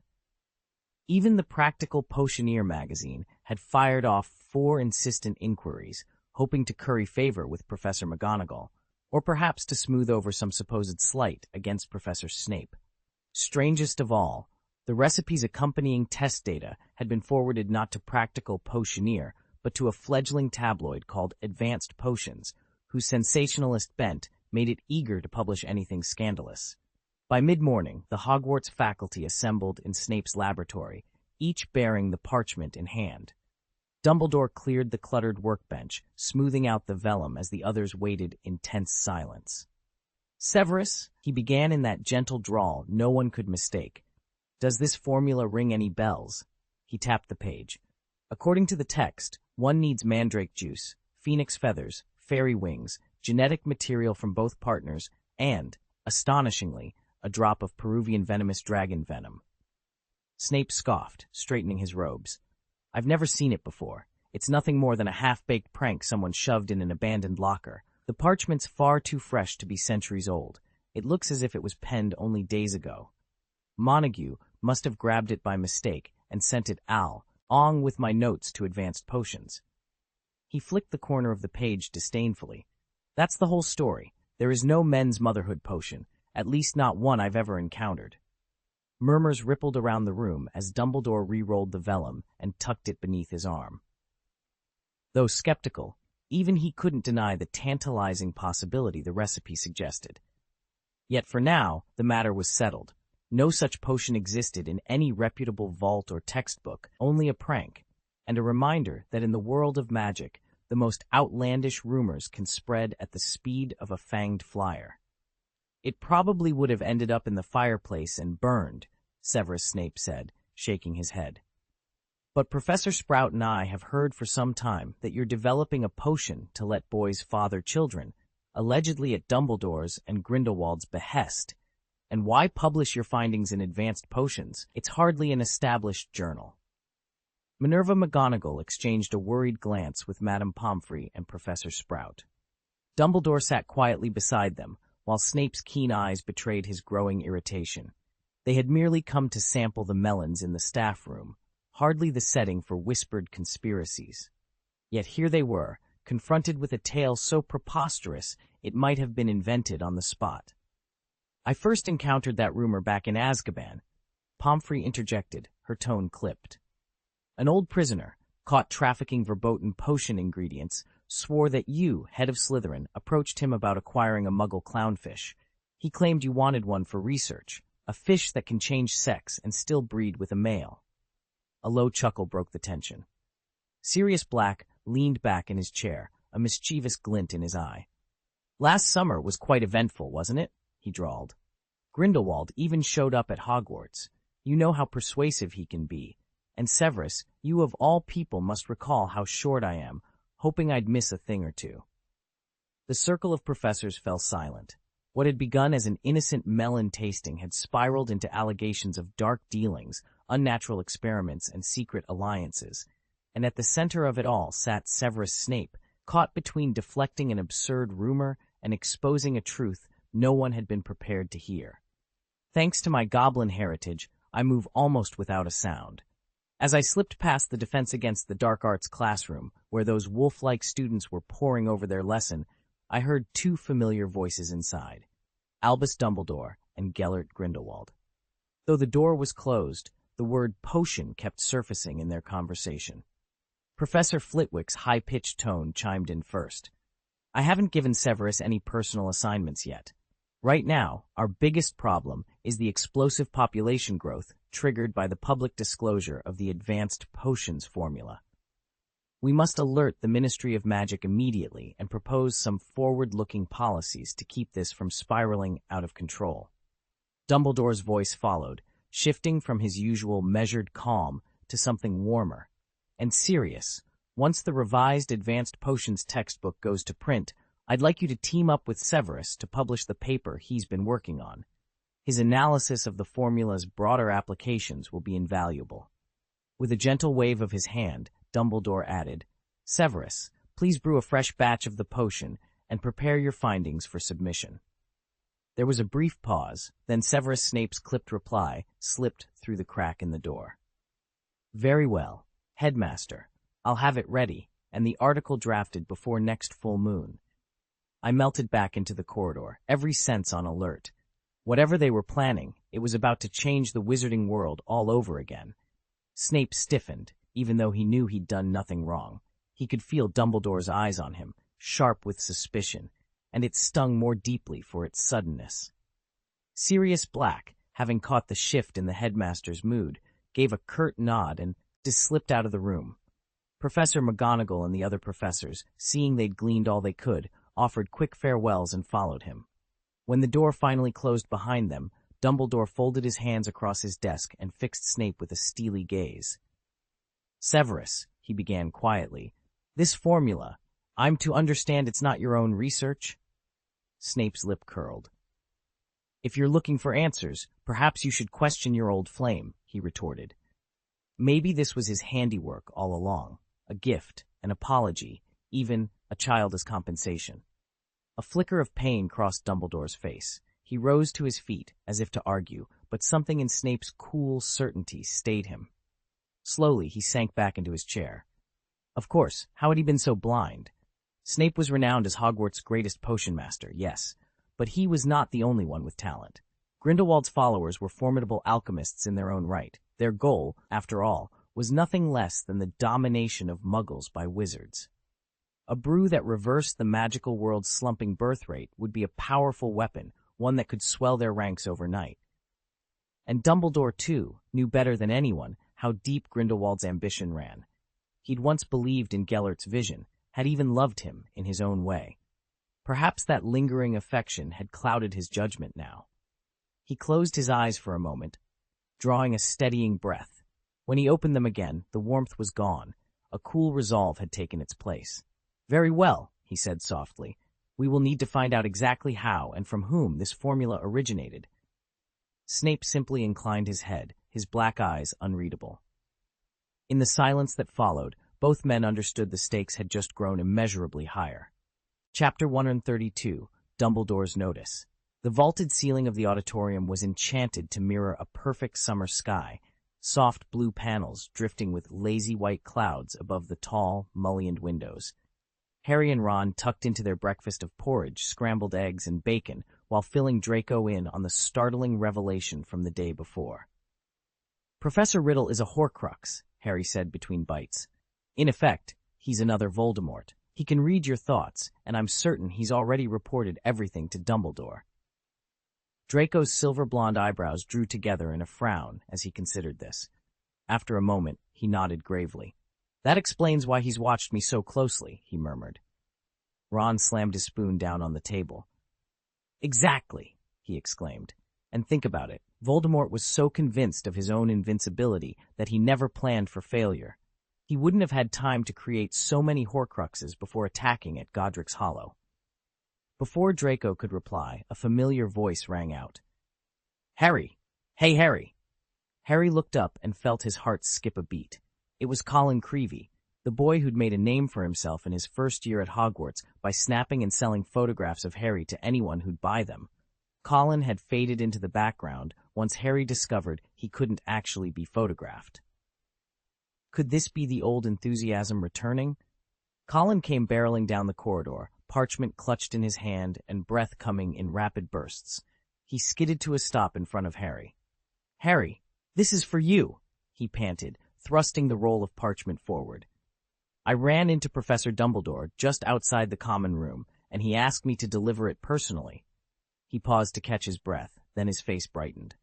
"Oh, could I ask for a photograph too? My brother Dennis is starting at Hogwarts next year, and I've been telling him every story I know about you. He's adamant you're his friend, but he won't believe me. He says I'm making it up because you're a Ravenclaw, and I'm just a Gryffindor. Honestly, there are days I wish I'd been sorted into Ravenclaw myself, if only so Dennis would trust me. But at least he still has a chance." With a flourish, Colin produced a small camera from his robes. "So, could I stand next to you for a photo? Maybe one of your friends could take it. And, could you sign this afterward?" Harry smiled and took the parchment. "Of course, I'd be happy to." Colin's worries melted away as his grin stretched from ear to ear.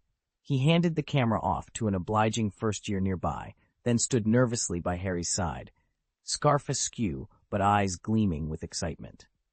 Harry signed the parchment with a flourish, then struck a pose for the photo. As the camera clicked, Harry glanced down the empty corridor and shivered at the thought that Dennis might really end up in Ravenclaw.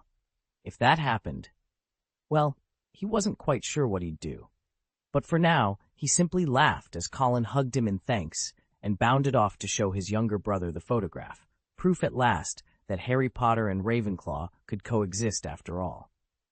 Ron lifted his camera and snapped a shot of Colin, who was practically vibrating with excitement. As Colin waved goodbye and strode off, Harry quickly unfolded the parchment. Ron and Draco crowded around him to read it. "Dear Harry, I intend to begin your private lessons this Saturday. Please arrive at my office at 8 o'clock in the evening. I hope you enjoyed your first day of school. Yours faithfully, Albus Dumbledore. P.S. I like sour soda." "He likes sour soda?" Ron echoed, puzzling over the postscript. Draco grinned. "That must be the password for the stone gargoyle outside his office," he suggested. Ron pulled out Harry's timetable. "Wait, 8 o'clock on Saturday? You've already got alchemy from 10 to 11, war magic at 3, and mass potions at 7. Your whole day is booked." Wednesday dawned with only one morning class, History of Magic. Professor Binns drifted through the blackboard as usual and settled into Hess's familiar, monotone lecture. As his gentle droning began lulling half the class to sleep, Harry, Ron, and Neville, who just heard about the invitation, slipped into the back corner for a quick, hushed meeting. Ron nudged Harry as they climbed the corridor after their transfiguration exam. "So, what do you think Dumbledore's going to teach you today?" he asked, eyes twinkling. "I'd bet he's got some secret spells up his sleeve, magic the Death Eaters have never heard of." Neville, standing nearby, frowned. "If they're that special, they're probably illegal," he pointed out. "Even if Dumbledore is powerful enough to bend the rules, he isn't the sort to break the law on purpose." Harry considered both their arguments. If Dumbledore wasn't going to hand him forbidden curses, then advanced defensive magic seemed far more likely. Their History of Magic class ended without further clues. Neville slipped away as usual, leaving Harry and Ron to head back to the Gryffindor common room. There, they settled at a table to tackle the charms homework they'd neglected the night before. Ron tapped his quill against the parchment and cleared his throat. "Look at this spell, Arresto Momentum. It breaks down into 2 parts. The Old French arrestor, to stop, and the Latin momentum, movement, or impetus. See? Easy. With Ron's etymological insight, Harry finished his own answers in no time. But before they could even pack up, the bell rang for their afternoon herbology lesson. Together, the two friends left the common room and made their way along the familiar path to the greenhouses outside the castle walls. The sun was climbing higher in the sky as Professor Sprout led the class along the edge of the vegetable beds. Tall stalks of devil's snare and glowing wumpy weeds rustled in the breeze, proof of months of careful cultivation. This was Sprout's domain, her student's source for all manner of magical herbs and flowers. At last, beyond the patchwork of cabbages and pumpkins, the row of greenhouses appeared, their glass panes glinting. The students fell into line outside the first structure, but Professor Sprout paused. "Today," she announced, "we are venturing into the third greenhouse." A low murmur rippled through the group. Everyone knew the first two houses held nothing more alarming than standard devil's snare and lethofold fodder. The third, however, housed plants far more exotic and, by all accounts, dangerous. With a flourish, Sprout drew a hefty iron key from her belt and unlocked the door. A rich scent of damp earth and fertilizer rolled out over them, mingling with heady floral notes. Inside, enormous blooms, petals the size of umbrellas, hung upside down from the ceiling, their twisted vines coiling toward the glass roof. Harry inhaled deeply, thrilled and uneasy all at once. Nearby, Neville Longbottom stood beside Hannah Abbott, who was blushing under Susan Bones's playful teasing. "Let's not get too close," Susan warned with a grin. She jostled Hannah's elbow, and the younger girl's cheeks reddened even further. Ron started forward, curiosity winning out over caution, but Harry caught his sleeve. "Back off," he hissed. Together, they edged toward the back of the group, determined to see every remarkable and potentially perilous leaf and blossom the third greenhouse had to offer. After everyone had found a seat and settled in, Professor Sprout clapped her hands to get their attention. "Today we're going to shell bubble pods and deposit the beans in the wooden barrel beside you. Now, who can tell me what makes bubble pods so special?" To everyone's surprise, Hermione raised her hand. "Bubble pods can launch or fling their beans at living targets," she began confidently. "The beans themselves are unusual. At the first touch of a solid surface, they burst into a sticky bloom. And as you may know, trolls are extremely allergic to them." Harry noticed that Ryan was staring at Hermione in astonishment. He clearly hadn't expected her to volunteer an answer. In earlier classes this term, Hermione had grown quieter. Ever since she began spending time with Ryan, she'd taken to keeping her head down and letting others speak for her. So much so that even Ron, who used to hang on her every word in Harry's presence, barely seemed to remember she was there. Professor Sprout beamed and awarded Ravenclaw 10 points. "Excellent, Miss Granger. Because of that explosive reaction, you must keep your eyes closed when approaching bubble pods. They track movement by gauging eye contact." With that, she gestured toward the barrels and the shimmering pods waiting to be shelled, and the lesson began.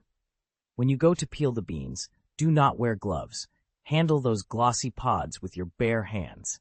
Only by touching them directly, as though your fingers were imbued with magic, can you keep them from sprouting prematurely. Once they're peeled, place the beans into the wooden barrel carved from the wood of the guardian tree. Chapter 133, Jealousy. Professor Sprout wove through the rows of work tables, her voice sharp with instruction. "Finch Fletchley, be careful. Don't let a pod touch the soil or it'll sprout on the spot. Bones, don't stare at its mouth. One snap and you'll lose a finger. Michael, tuck your teeth away. No grinning or you'll draw their attention. And watch out, the bubble pods just to your left are about to burst." All around them, students crouched over the fanged bean vines, gently splitting the plump pink pods and tipping the glossy seeds into wooden buckets. The air smelled faintly of earth and ozone. Hermione gripped her shears a moment too long, then, and to Ryan's surprise, shot her hand into the air. Ryan turned. "You, volunteering to answer today? Since when do you do that?" Hermione's eyes flashed. "I want to correct what your sister said. Fleur from Beauxbatons insists that purple beans are the most charming for potion work. I refuse to let her spread misinformation." Ryan fought back a grin. "Hermione, she's my sister. If purple is her favorite, that's her business." Reaching into his robes, Ryan produced Dr. Hamsterwheel, a tiny hamster he'd transfigured from a Christmas cracker. The little creature twitched its whiskers, absorbing the swirl of Hermione's irritation and smoothing the tension between them. Hermione exhaled, her frown fading to a reluctant smile as she bent to examine a freshly opened pod. "Fine," she said. "Let's just see which of us gets Sprout's approval first." Nearby, Professor Sprout called out once more. "Careful with that last pod. Everyone, one false move, and you'll have half a greenhouse full of sprouting beans." Hermione and Ryan exchanged a conspiratorial look and returned to their task, the simmering rivalry forgotten, at least for the moment, beneath the glow of their friendship. Ryan watched anxiously as Hermione's breathing steadied. Whatever this little device was that she'd slipped around her wrist, it seemed to clear her mind, and that was exactly what he'd been hoping for. Behind him, Dr. Flywheel, the diminutive hamster in a scarlet cape, puffed himself up and gave his cloak an indignant shake. The tiny creature was clearly furious at being disturbed from his nap in Smith Castle. Hermione was fully composed now. She glanced up at Ryan, in a calm voice, finally confessed how she'd recognized Fleur. "I can't actually see alternate versions of people. No other Ryans or Fleurs appear to me," she explained. "But once I entered this Phoenix incarnation, I began unconsciously picking up every scrap of evidence around me. Body language, half-spoken words, stray reactions. I piece those clues together and arrive at a conclusion that feels like intuition but isn't magic at all. It's pure, logical inference dressed up as a gut feeling." Ryan stared at her, speechless. "So you're telling me your Phoenix power is fictional reasoning? You gather data, connect the dots, and then it just clicks?" Hermione nodded. "Exactly." He ran a hand through his hair. "Great. Just what I needed. Luna's random hunches weren't enough. Now Hermione's got the same trick up her sleeve. You two are perfect at sniffing out, well, indiscretions." He shot her a wry look. "Are you trying to ruin my life?" Hermione simply smiled. There was something about this ability that suited her, and her alone, down to the ground. In her original world, Hermione Granger had been a voracious student. She amassed spell after spell in her mind, but often struggled to apply them on the fly. She survived every crisis by sheer force of preparation. Here, in this strange new reality, nothing had changed. Her mind was still a library of facts and inferences, and now, thanks to the Phoenix incarnation, her memory and reasoning had become as sharp and dangerous as any wand. Dr. Flywheel cleared his throat, ready at last to resume his watch over Smith Castle. Hermione gathered her notes with a determined smile. Whatever lay ahead, she and Ryan had an uncanny new edge. Hagrid's old saying, "There's no mag, icy Hermione can't learn," couldn't be more true. She's never the sort to delve obsessively into a single subject. Instead, she pulls from a vast reservoir of knowledge, weaving together spells and theories with imaginative fluency. Thursday afternoon found her in the Hogwarts corridors, just minutes away from potions. Ever since she'd shaken off the lingering effects of Dr. Hamsterwheel's aura, Hermione had forgiven Ryan and even resumed friendly conversation. That thaw in their relationship came as a palpable relief to him, though he still clung to his own rigid principle. If he ever got unlucky, nobody around him was allowed any peace of mind. Meanwhile, 100 miles south, outside Ottery St. Catchpole, a curious turn of events had taken place the previous night. Xenophilius Lovegood, the dreamy editor of the Quibbler and Luna's doting father, had stumbled upon a letter. He'd meant to toss it aside, but something strange compelled him to open it. It was an invitation from Advanced Potion magazine, asking the Quibbler to feature a preview of their upcoming issue. Though Lovegood's natural instinct would have been to scoff at Potterverse hype, he found himself agreeing almost against his will. And that, more than any other mischief, explained Professor Snape's particularly sour expression in today's potions class. The tormented drawl of Master Snape sliced through the chatter long before Hermione and her classmates reached their desks. "I have posted the recipe and procedures on the blackboard," he announced. "Your task is to copy them exactly and then begin your practice. Understood?" He paused, glancing at the wrinkled pages peeking out of several students' desks. His dark eyes flicked to Hannah Abbott. "And get that ridiculous newspaper out of my classroom," he snapped. "Abbott!" Hermione, smooth quill in hand, pushed aside her neatly stacked copy of the Quibbler. As pen met parchment, she rehearsed the day's objectives. Record every ingredient and step with perfect precision, then set to brewing a draught that would survive even Professor Snape's fiercest scrutiny. All the while, she couldn't help but marvel how a single, seemingly innocuous letter had set this chain of events into motion, pulling even the infamously aloof Xenophilius Lovegood into the swirling vortex of Hogwarts politics and potion-making.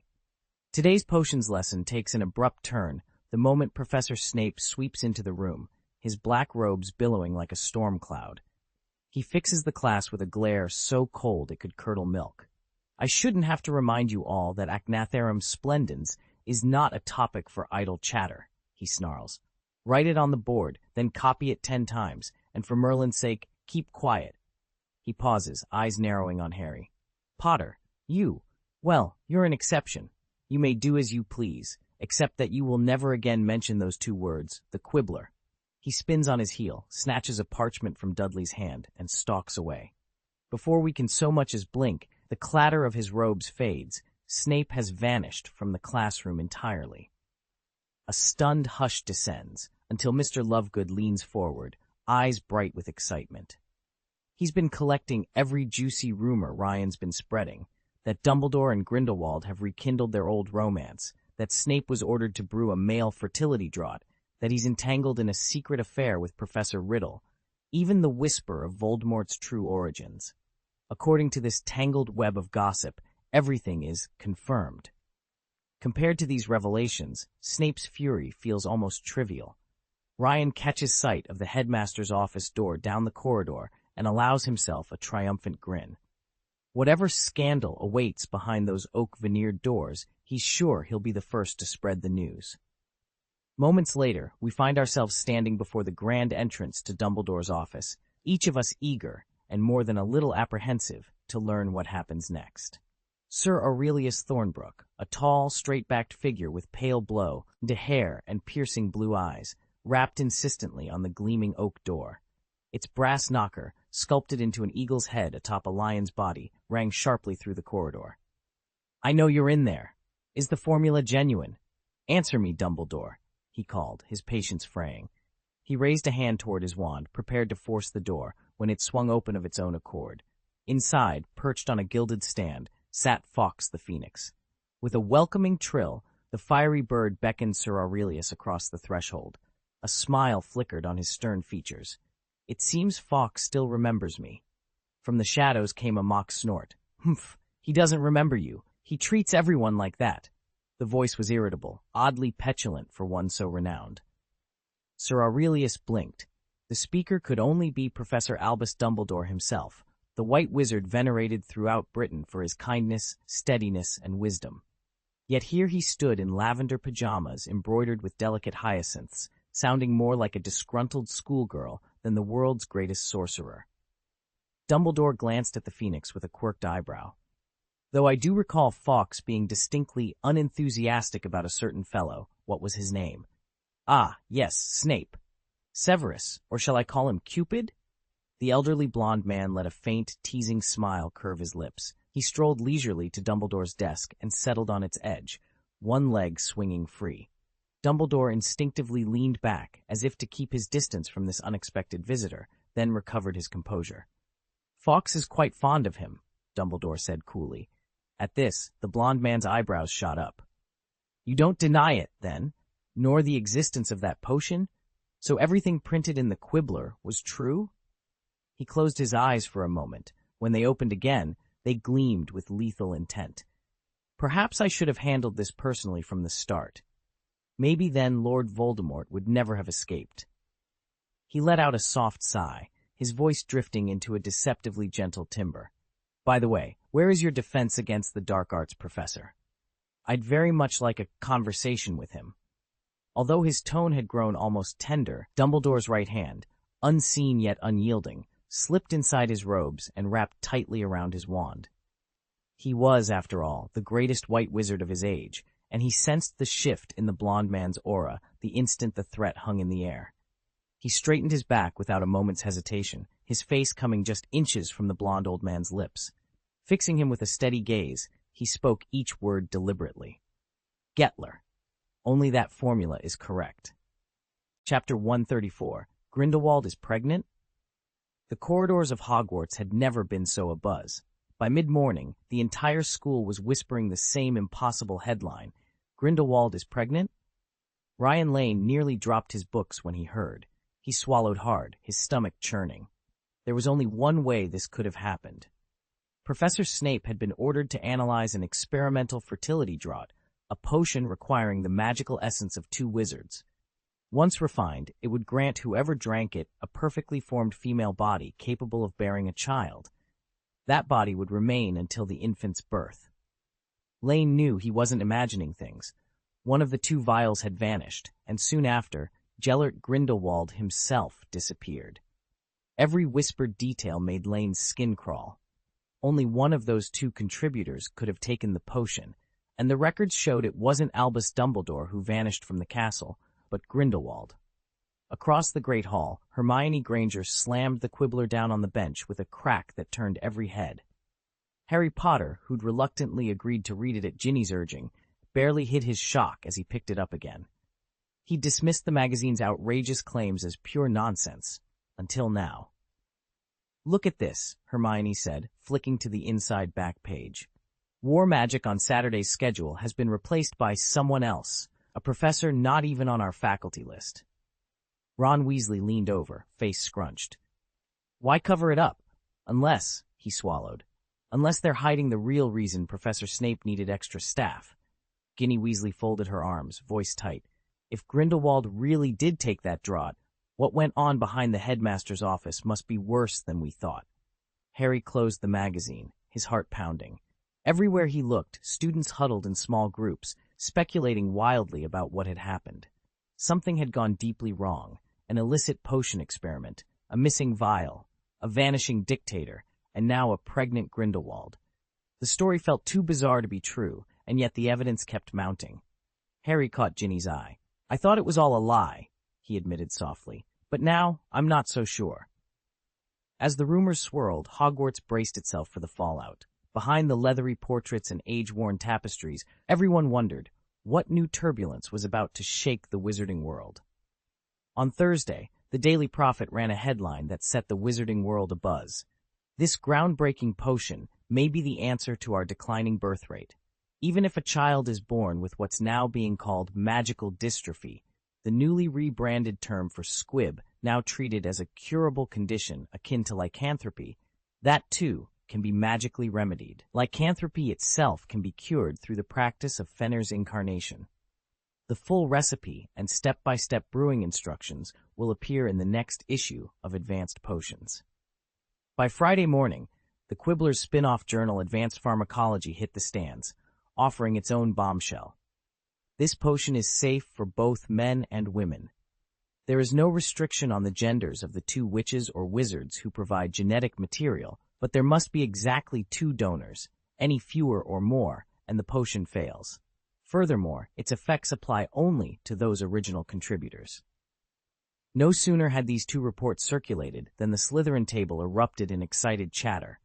Owls swooped overhead, dropping a flurry of feathers as students leaned in to compare notes and speculate about the repercussions of such a revolutionary spell. Late last evening, Draco let slip that many of the Slytherins have already written home, urging their families to forbid my trumpet practice. The pureblood parents, especially those who think a trumpet is a useless trinket like the Crabs and the Goyles, have even gone so far as to petition the potions master for a special concoction to deal with me. On top of that, I've noticed that Grindelwald has vanished from the castle. Normally, if you're pearly enough, you'd see him trudging up the stairs to the headmaster's office on the 8th floor. Lately, though, he's nowhere to be found. Professors McGonagall, Snape, Flitwick, and Sprout have all seemed strangely distracted in class, as if each is harboring a shocking secret, and Hagrid, bless him, still doesn't know a thing. Somehow they've managed to keep him in the dark, surely because they fear he'd blurt everything out in the Three Broomsticks. Even Professor Riddle, our defense against the dark arts teacher, looks on edge. The usual serenity of his brow is replaced by deep, worried furrows. Professor Lupin, for his part, hasn't been seen all day. He's answering only letters. and seems just as oblivious to the undercurrents running through the Hogwarts staff. Professor Binns hovered at the front of the room, milky white and translucent, completely absorbed in his lecture as always. He barely touched the ghostly refreshments Dumbledore had conjured for him and drifted through Hogwarts in the same unchanged form. Harry rubbed at a fresh scratch on his arm, courtesy of Mrs. Norris, and couldn't shake the urge to call for Dobby. "Dobby," he whispered, and almost at once the house elf appeared, bowing eagerly. "Dobby knows nothing, Harry Potter," the elf protested, shaking his head so hard his ears flapped. "Only that Master Potter mentioned how Grindelwald's diet has changed. No more spicy or heavily seasoned meals. Now he eats simple, boiled foods, and Dumbledore has been spending time on a small boat in the Black Lake." Harry's heart pounded. It all seemed to confirm the rumors in the latest issue of the Quibbler, that Grindelwald had fathered Dumbledore's child. Could this scandal explain Voldemort's turn to darkness, his attempt to shield himself from Dumbledore's influence? Had Dumbledore ever truly targeted Harry, too? Perhaps it was the arrival of young Tom Riddle that shifted Dumbledore's attention and soured Riddle's heart forever. No wonder Professor Riddle carried such bitterness. And had the other professors conspired to keep the entire affair secret? Even Hagrid had been kept in the dark, his simple, trusting nature protected to preserve Dumbledore's reputation. Harry stared at the ceiling, mind racing. If half of this was true, the foundations of everything he believed about Dumbledore, Grindelwald, and even Voldemort might be built on buried truths and buried lies. Was Lupin's absence orchestrated to keep him from discovering Dumbledore's growing disdain for Harry? The question nagged at Harry all week. That Friday afternoon, his friends tried to talk him out of confronting the headmaster. "Don't go to Dumbledore's office on Saturday," Draco urged without hesitation. "Just say you're sick," Ron offered. "Better yet, pretend you've broken your leg," Neville chimed in. "Except I'd actually have to break it," Ron grumbled. Harry shook his head. "I can't do that. If I don't go, it'll look like I doubt him, like I don't trust Dumbledore at all." So he spent the rest of the day on edge, dreading the morning to come. Saturday dawned crisp and cool. Harry dragged himself out of bed before dawn. To his surprise, Ron and Neville were already waiting, both yawning. They raced down to the entrance hall, long before even the early risers had crawled out of bed. When they reached the foyer, more than 20 students had gathered around the spot where the staff table once stood. Now, the great oaken board was gone, along with the raised stone dice that had supported it. In its place stood a curious little contraption, a smooth, inverted bowl etched with unfamiliar runes. A tall Ravenclaw 7th year examined it closely and declared, "This is the Scott transmutation curse. It's a complexity even our charms masters struggle to master." Harry, Ron, and Neville exchanged worried glances. If the staff were already changing the very architecture of Hogwarts' meeting hall with such advanced, if not outright dangerous magic, what would await him in Dumbledore's office? The students crowded around the a gleaming contraption at the front of the classroom, eyes wide with astonishment. "It literally does away with every cumbersome alchemy tool," said one of them, a young wizard with spectacles perched on his nose. "It can purge raw materials in seconds, then precipitate the exact magical effect you want. No complex distillations or weeks of simmering required. The caster simply selects a spell, and the device translates it into arcane runes that you burn onto your equipment. Alchemy has just been turned upside down." A Hufflepuff girl nodded eagerly. "I always imagined an alchemy lab as a den of chaos. Elemental essences, mineral powders, soils, animal components, acids, salts, a rainbow of curious herbs. I pictured vats of bubbling brews sending off strange fumes, pots scrawled with cryptic symbols, little altars surrounded by shelves of bottled specimens, plants, bones, who knows what else. Yet this single machine replaces it all." From the back of the room, another student called out, "Wait, aren't you talking about Professor Snape's potions classroom? Potions and alchemy are supposed to overlap, but this sounds more advanced than anything he's taught." At that moment, the tall, cloaked figure of Professor Flamel stepped through the door, his silver beard catching the candlelight. He surveyed the assembled students with a hint of a smile. "Indeed," he said, "alchemy and potion-making share roots, but alchemy is far more intricate than mere recipes. What you see here is only the beginning. Potions is, in many respects, alchemy in miniature. Its goals and underlying principles are essentially the same, but the ingredients and equipment you need for potion making are far more affordable and widely available. That's why Hogwarts doesn't offer a formal alchemy course. Instead, students who are curious are directed to the library's alchemical texts. After all, once you've mastered potions, extending that knowledge to alchemy is largely a matter of applying familiar concepts in new ways. Albus Dumbledore is the perfect example of this approach. While still a student at Hogwarts, he applied his talent for potions to alchemical research and even won the gold medal for pioneering contributions at the International Alchemy Congress in Cairo. Chapter 578, Alchemy Class. Late afternoon light filtered through the arched windows of the Alchemy Tower's Great Hall as students filed in, robes whispering against stone floors. At the front, towering above the assembled classes, stood Madame Olympe Maxime. Unusually punctual, she had already chalked a single spell diagram on the blackboard and now surveyed the room with a knowing smile. Today, she began in her rich French accent, we explore the origins of the Scott transmutation charm, a spell that forever changed how we practice alchemy. She paused, tapping the chalkboard lightly. But who forged this charm, and why? A hush fell. A third year from Gryffindor ventured a guess. Michael Scott? And Madame Maxime's eyes lit up. Precisely. Michael Scott was a 12th century wizard of boundless curiosity and restless spirit. To protect Muggles from persecution by fearful villagers, he journeyed far beyond Britain's shores, sometimes posing as a humble scholar, other times as a wandering priest. His travels carried him through Moorish Spain, across the deserts of North Africa, and into the merchant courts of the Levant. She stepped aside, revealing a series of elegant runes on the board. Along the way, Scott mastered Greek, Latin, Arabic, and Hebrew. He studied alchemy, astrology, and other arcane sciences.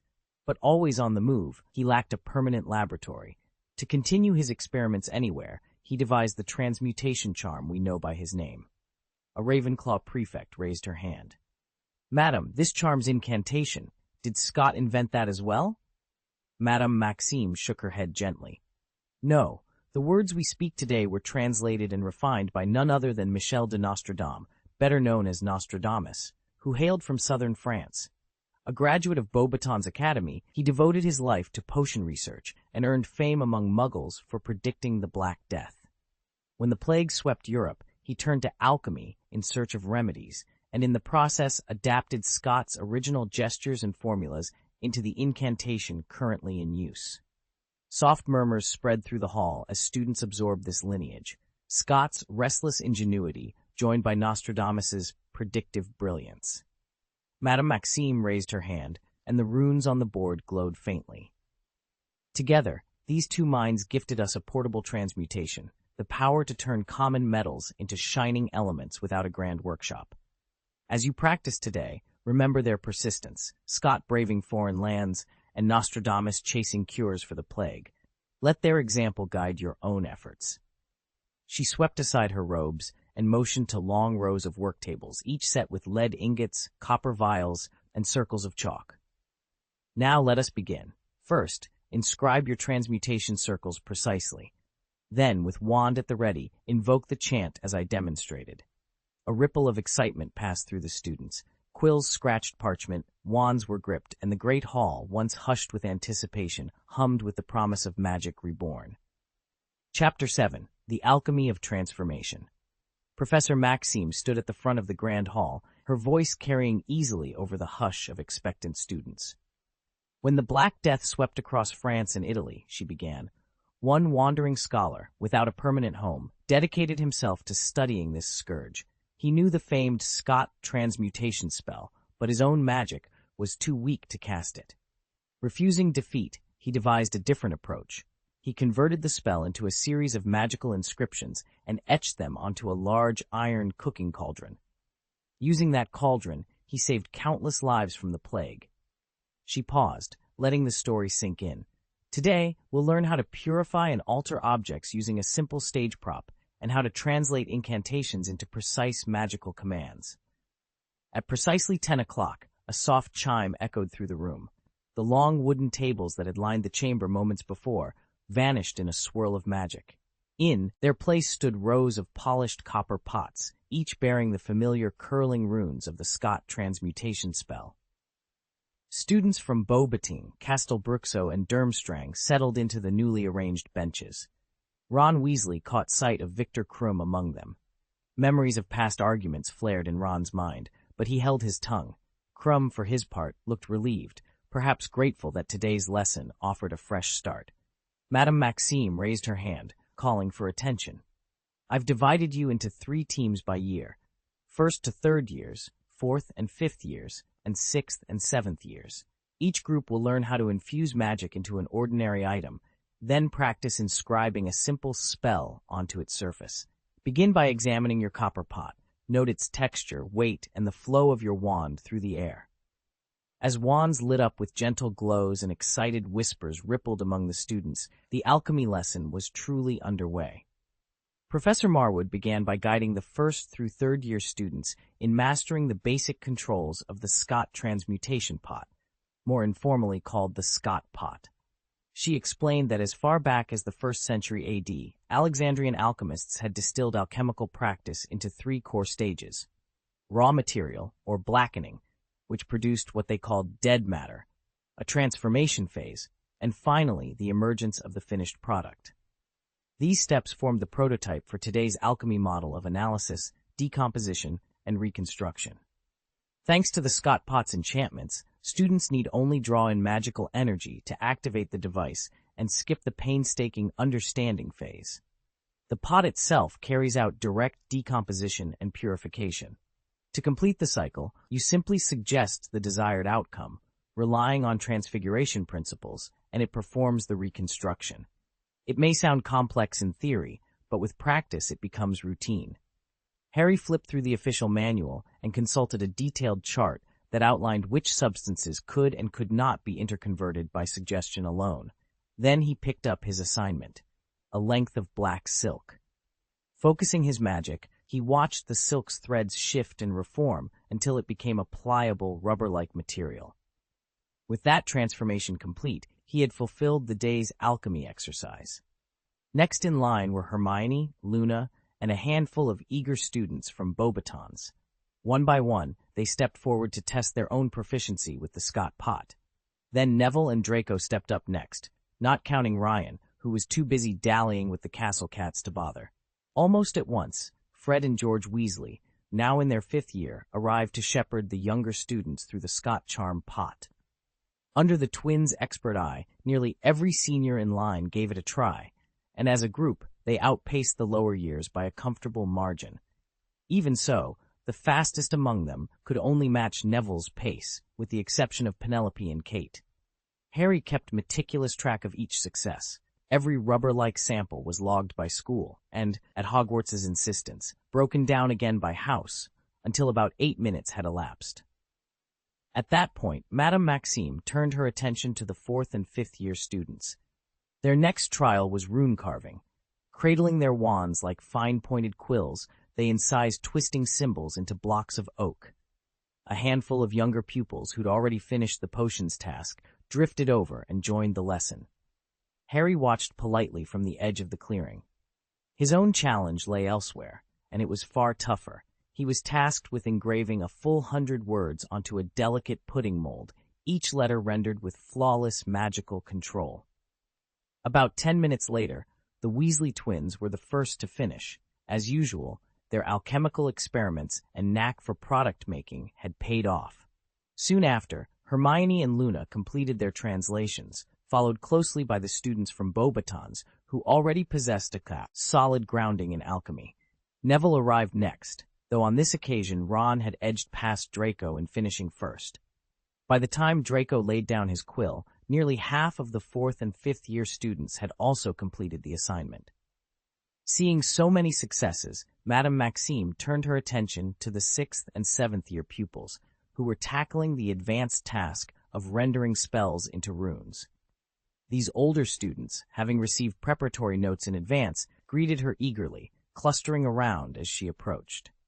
Harry and the classmates, who had already wrapped up their own work, drifted over to listen. Today, Madame Maxime announced. You will translate the shock absorption spell into its runic form. Begin by summarizing the spell's effects. Then identify runes whose magical properties mirror those effects. Next, integrate the chosen runes into a coherent sequence, and finally, debug your work to ensure it functions smoothly.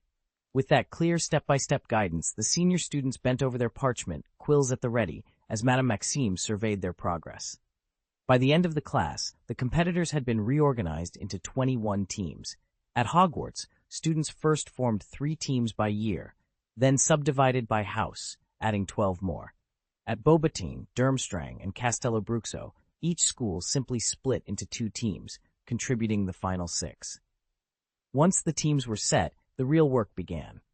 4th and 5th year students at each school took the rubber-like sheets that 1st through 3rd years had painstakingly refined, along with a few samples smoothed by upper-year volunteers, and carved into them the shock-absorbing runes translated earlier by the 6th and 7th years.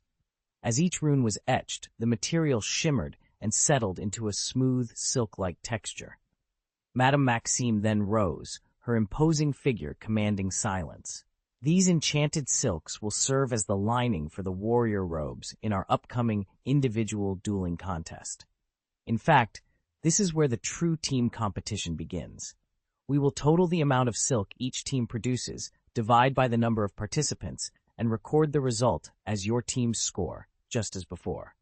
Hogwarts students will note that your houses are now competing separately.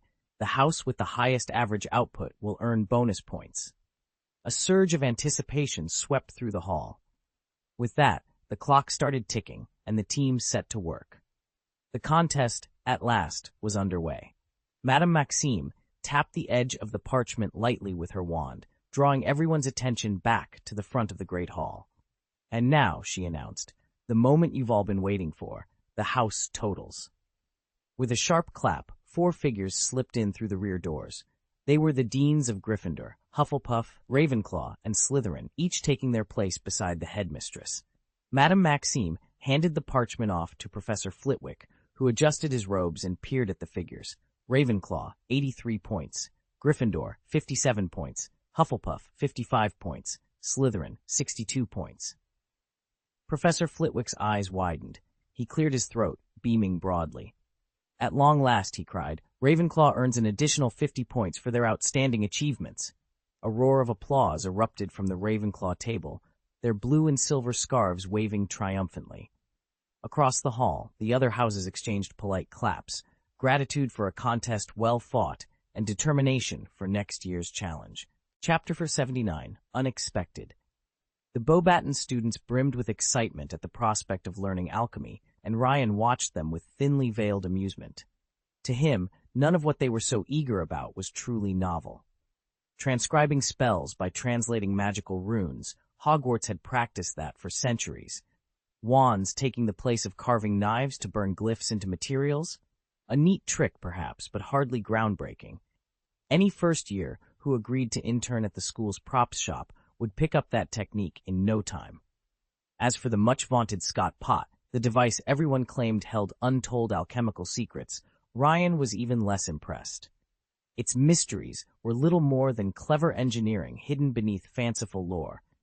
At its heart, the Scott pot relied entirely on specialized attachments and pre-forged components. The real genius lay not in its supposed arcane power, but in the craftsmanship of its metalwork. In effect, Beauxbatons was simply mass-training eager students to staff the French magical factory's assembly lines. When the factory needed extra hands, all they'd have to do was hire a few British graduates, already familiar with the basics, and slot them right into positions that required no further training. That, Ryan decided, was why the French delegation had orchestrated this whole demonstration. Leave it to them to transform a friendly exchange into a recruitment drive. Meanwhile, Fleur and her fellow Beauxbaton champions treated the competition with scant seriousness, Fleur to the point of near carelessness. She blithely strolled through each task, crossing the finish line almost as an afterthought. Honestly, Ryan muttered under his breath, they're making a mockery of this team challenge. They're here to work, not compete.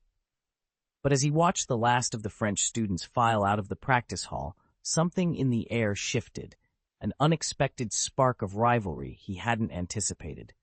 And for the first time that day, Ryan felt a genuine thrill of interest.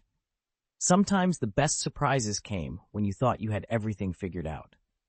Beauxbatons, long celebrated for their alchemical talent, just managed to claim second place, trailing only Hogwarts. Castelambruxo finished third, and Durmstrang lagged in fourth. What shocked everyone, of course, was that Hogwarts doesn't even offer alchemy classes.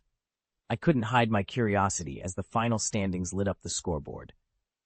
Under Fred and George's direction, Hogwarts' senior students had thrown themselves into the competition alongside the juniors, coaching them, troubleshooting failed brews, and sharing secret tricks. By the time all the potions and elixirs were weighed and scored, the total value divided by the number of participants left the other schools eating Hogwarts' dust. A hush fell over the auditorium. Students from the traditionally top-ranking schools exchanged anxious glances, convinced that only luck, rather than superior skill, had handed Hogwarts the win. Meanwhile, those from the lower-ranked institutions bristled at the result, determined to reclaim their pride but far from persuaded by the judge's verdict. After a quick lunch, the clock raced to 3 o'clock. Nearly everyone lingered in the auditorium. Delegations from all 4 schools had even eaten there, trading theories about that morning's trials. Yet one notable figure was missing, Victor Krum.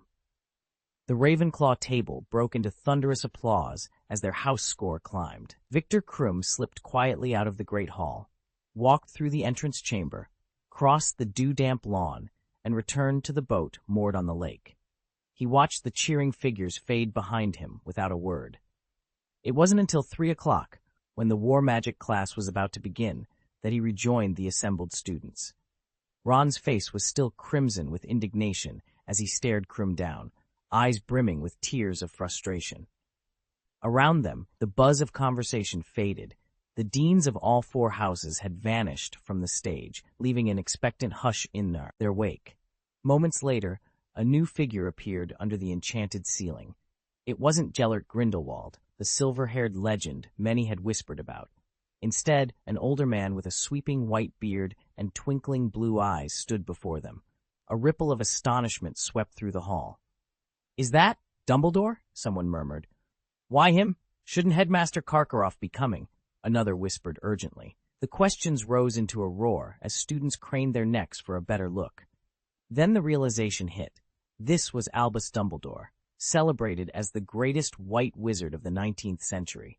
His long robes shimmered like moonlight, and a calm authority radiated from him. Quiet. The single word fell like a spell over the crowd. The chatter died instantly, replaced by a reverent silence. Even the enchanted torches along the walls seemed to glow a little brighter, as if honoring his presence. Dumbledore smiled gently, lifted his arms, and prepared to address the hushed assembly. Fred, who had been jabbering about how the fair-haired professor was supposedly persecuted by Dumbledore and stripped of his teaching license, suddenly froze as if caught in amber. His face contorted, mouth agape, so comically that it took him a full 5 seconds to pull himself together and glare at Dumbledore. "Since you're wondering where Professor Grindelwald is," Dumbledore began, his voice calm, "he hasn't adapted well to England's damp climate and fell ill. He's returned to Durmstrang for the time being. As for Headmaster Karkaroff, pressing matters at home prevent him from taking up the defense against the dark arts post. I'm honored to fill the vacancy once more." He paused briefly, letting the students absorb the news, then continued. "Now, about war magic. By its very name, it's the kind of spell work designed for armed conflict. It's a many-to-many branch of magic, unmatched in destructive power. Such spells can topple battlements, sunder stone, even level entire cities. But they're intricate and time-consuming to cast, and if they fail, the consequences can be catastrophic. At best, crippling injuries, at worst, death or the utter shattering of one's soul. Modern magic, by contrast, is built for duels, swift, brutal, and unforgiving. Its spells are precise and compact, designed to settle conflicts in an instant and leaving almost no lingering effects. At worst, a brief drain on the caster's energy. Which is more powerful, piped up Zacharias of Hufflepuff, modern magic or war magic? He stood tall, chest puffed out, clearly pleased with his daring question.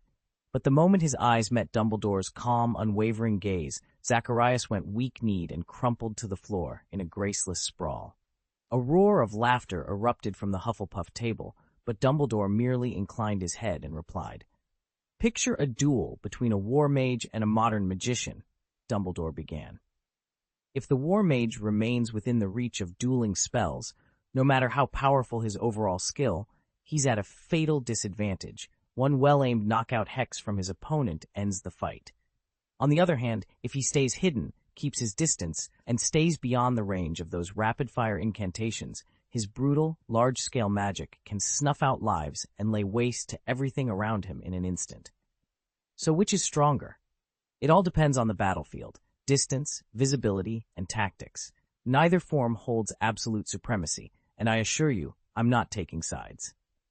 Modern magic has reached near perfection after centuries of refinement. Today's most formidable war spells can summon tornadoes or unleash tsunamis. A master wizard can apparate across continents in an instant or use transmutation to raise impenetrable fortresses from the earth. When faced with magically contrived disasters, skilled mages can even interfere with the elemental forces themselves, hijacking a raging storm to turn its fury back on its creator. But such overwhelming power is a double-edged sword, so war magic has evolved beyond solo showm into collaborative rituals. Unlike the group magic you've practiced, where everyone chants the same incantation, these battlefield rituals break a long, complex spell into segments. Each wizard learns and performs one section, and only together do they unleash the full, earth-shattering effect. Today's lesson is an introduction to this advanced form of group war magic. This workshop won't concern itself with the usual mana points or rigid training drills. Instead, you'll see firsthand how multiple mages coordinate their energies, combine their talents, and synchronize their voices into a single, colossal incantation. Prepare to witness the true power of unified magic. Professor Dumbledore stepped forward, his gaze sweeping over the assembled students. Here's what you'll be judged on. In the group competition, your team must work together to sustain and complete a single, continuous battle spell. In the individual contest, you'll be asked to cast blessings on our designated fighters. That's it. There are no extra credit points for specialties in either event. An audible murmur ran through the hall. "No bonus points?" someone called out. "That's unfair," another protested. "Why can't we score in the very discipline our school excels at?" "Blessings?" a third student asked, brow furrowed. "Does that mean our magic will directly affect the warriors in combat?" Conversations broke out in hushed clusters, a buzz like embers crackling in a hearth. Especially among the Durmstrang students, still smarting from last year's loss, dissatisfaction was plain to see as they exchanged uneasy looks. Professor Dumbledore merely held up a hand, waiting for the hall to settle before he continued with the competition's schedule. Chapter 137, Hogwarts Falling Behind. Dumbledore's entrance drew every eye in the Great Hall. Up until that moment, most students hadn't even noticed the makeshift feast tables or the strange, oversized cauldrons scattered around. Harry was no different, until the applause died down and hushed conversations buzzed around him. Then he saw it. The long house tables had been restored, the bulky Scottish cauldrons were gone, and the staff table now sat, unobtrusively, at the back. He frowned. Of course, there'd be no point in rearranging the hall again if they were about to spend hours in war magic class. And with lessons resuming already, there wouldn't even be time to swap the layout before the 6 o'clock dinner. Across the hall, at the Durmstrang table, a ripple of realization passed through those students. Even without the usual scoreboard lighting up to announce it, they understood what was happening. They would be learning true war magic before anyone else at Hogwarts, or at Beauxbatons, for that matter. This was the very form of dangerous, archaic spellcasting that multiple ministries had long since banned. Excitement flickered in their eyes, but they forced themselves into silence, determined not to let their thrill show. Though the headmaster had only mentioned the so-called evolution of war magic, group magic, in passing, every Durmstrang student knew at least a few of its deadly applications, and now they would have their chance to master them. Ryan lifted an eyebrow. What Dumbledore had just described was no ordinary spell, but the fabled ancient art what modern wizards now call war magic. And the group magic he mentioned? That, too, was unmistakably the fruit of Dumbledore's and Grindelwald's own experiments. A weapon once dreamed up to conquer the Muggle world, now repurposed to bring down Voldemort himself. The genius and the danger of war magic lay in its construction. The full incantation was split into discrete syllables, each entrusted to a different caster. When performed in concert, the spell's chaotic energies fused into a single devastating torrent. Remarkably, the magic stabilized rather than dissipated, its power remaining undiminished. No shield or counter-curse in Voldemort's arsenal could withstand such a coordinated onslaught. Ryan felt a surge of astonishment. His second sight confirmed that Grindelwald had never intended this research for public eyes. His plan had been simply to teach students the traditional lore of war magic. Yet, an unexpected pregnancy within their circle had upended those plans, forcing Dumbledore's hand. Snapping back to the moment, Ryan realized the true test ahead. Learning war magic without confusing it with this new group technique, a common mistake that drained many before they even began. The Durmstrang students were celebrating far too early. Their chatter died down, though, when the instructor raised a hand for silence. "I've heard some of you asking whether these new spells are meant to affect warriors directly," he began, scanning the room. "You're absolutely right. As part of our first practical assignment in war magic, each of you, Durmstrang students and guest students alike, will study 3 specialized combat enchantments. Beginning now and continuing every Saturday at 3 in the afternoon until October, we will dedicate our sessions entirely to these war magics." He paused to let the news sink in. A few eyes widened, others exchanged curious glances. "For those of you who aren't enrolled at Durmstrang, don't worry," the instructor added quickly. "These particular magics are virtually unknown outside our school. They don't even have formal names. Instead of producing visible effects, fire, light, or sound, they work directly on the human body, boosting a warrior's resilience, strength, and speed." One eager student raised a hand. "Sir, could you explain how we'll be assessed?" "Of course," the instructor said. "Today's task is simple. You'll each receive 3 sheets of parchment, one for each of the war spells you'll learn this term. On these parchments are the incantations and their proper pronunciations. I want you to read through them out loud, paying attention to how each syllable feels on your tongue." He reached into his robes and produced a stack of parchments, handing one set to each student. A murmur ran through the rows as everyone took a parchment. "After you've read each incantation once," he continued, "select the 4 syllables that resonate most strongly with you. That personal response will guide us in tailoring the spells to your individual magical nature." The prefects, seated at the front, opened their notebooks. "Your job, prefects," the instructor instructed, "is to tally which syllables each student chooses. We'll use that data to determine the most effective way for each of you to cast these magics." A hush fell over the classroom as the students prepared to begin. The old wooden desks creaked softly under shifting weight. Quills tapped impatiently against parchment. Everyone leaned forward, eager to speak the ancient syllables and to discover the latent power they might unlock within themselves. Professor Dumbledore cleared his throat and laid out the day's procedure. "First, I want each of you to hand in the 4 syllables you've chosen. We'll check them for any gaps. If we find omissions, we'll run a brief test. You will recite your syllables, and we'll record both the time it takes you to activate your magic and the number of attempts required. Those whose results fall below the standard will be reassigned the missing syllables and given another chance to select 4 that suit them. We will repeat this cycle until every syllable is accounted for." He paused, letting the instructions sink in.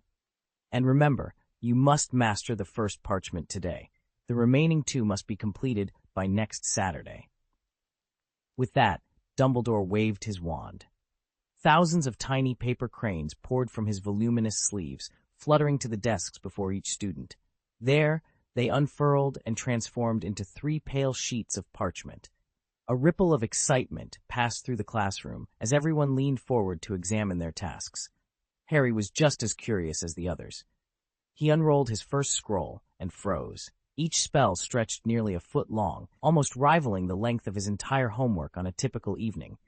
He swallowed, bracing himself for the work ahead. Ron stared down at the page in front of him and nearly muttered a curse. This wasn't at all like the half-hearted essays he dashed off in enormous font with generous line spacing.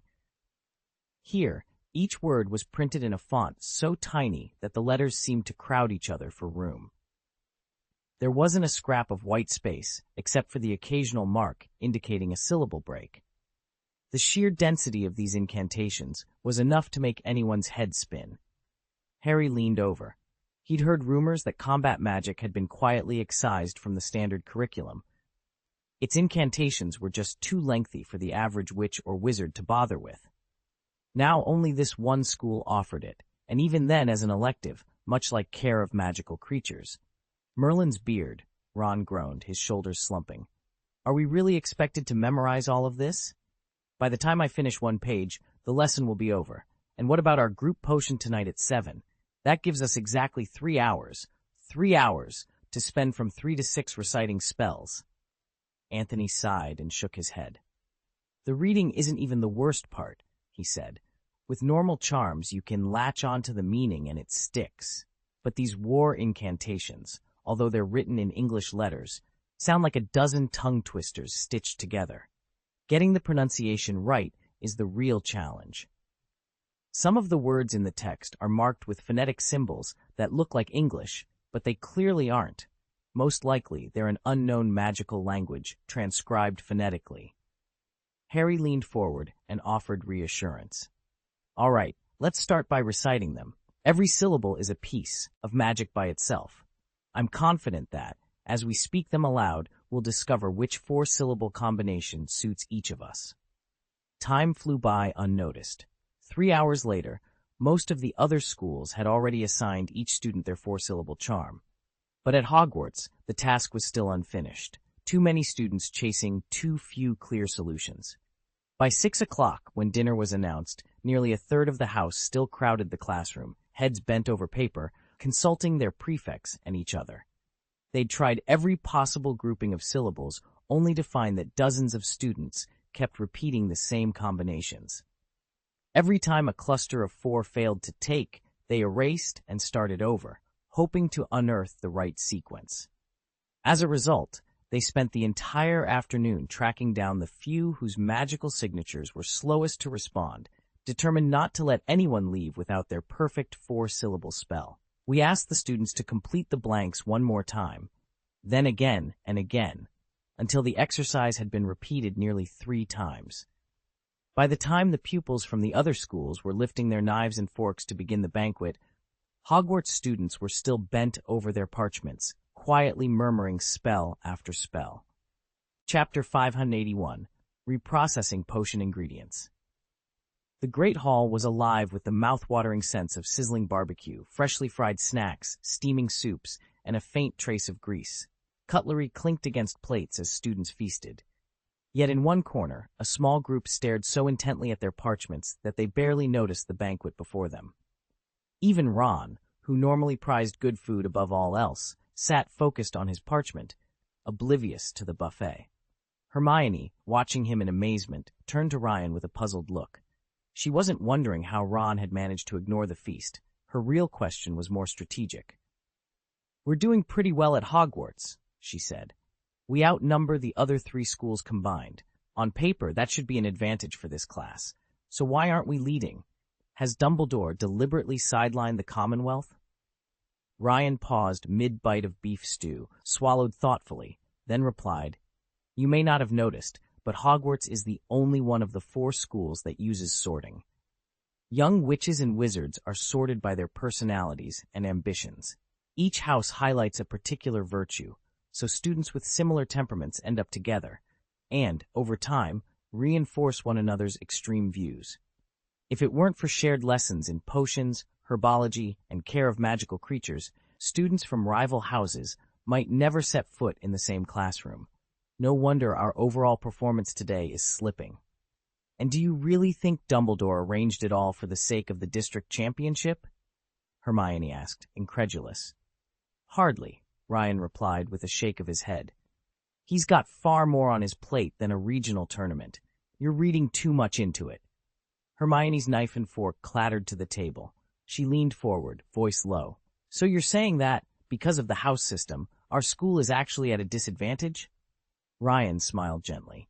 Not a disadvantage exactly. Each house has its strengths. Slytherin's ambition, Gryffindor's courage, Ravenclaw's wisdom, Hufflepuff's loyalty. Those qualities are invaluable. For young witches and wizards, still finding their way, they provide a sense of purpose and identity when everything else feels chaotic.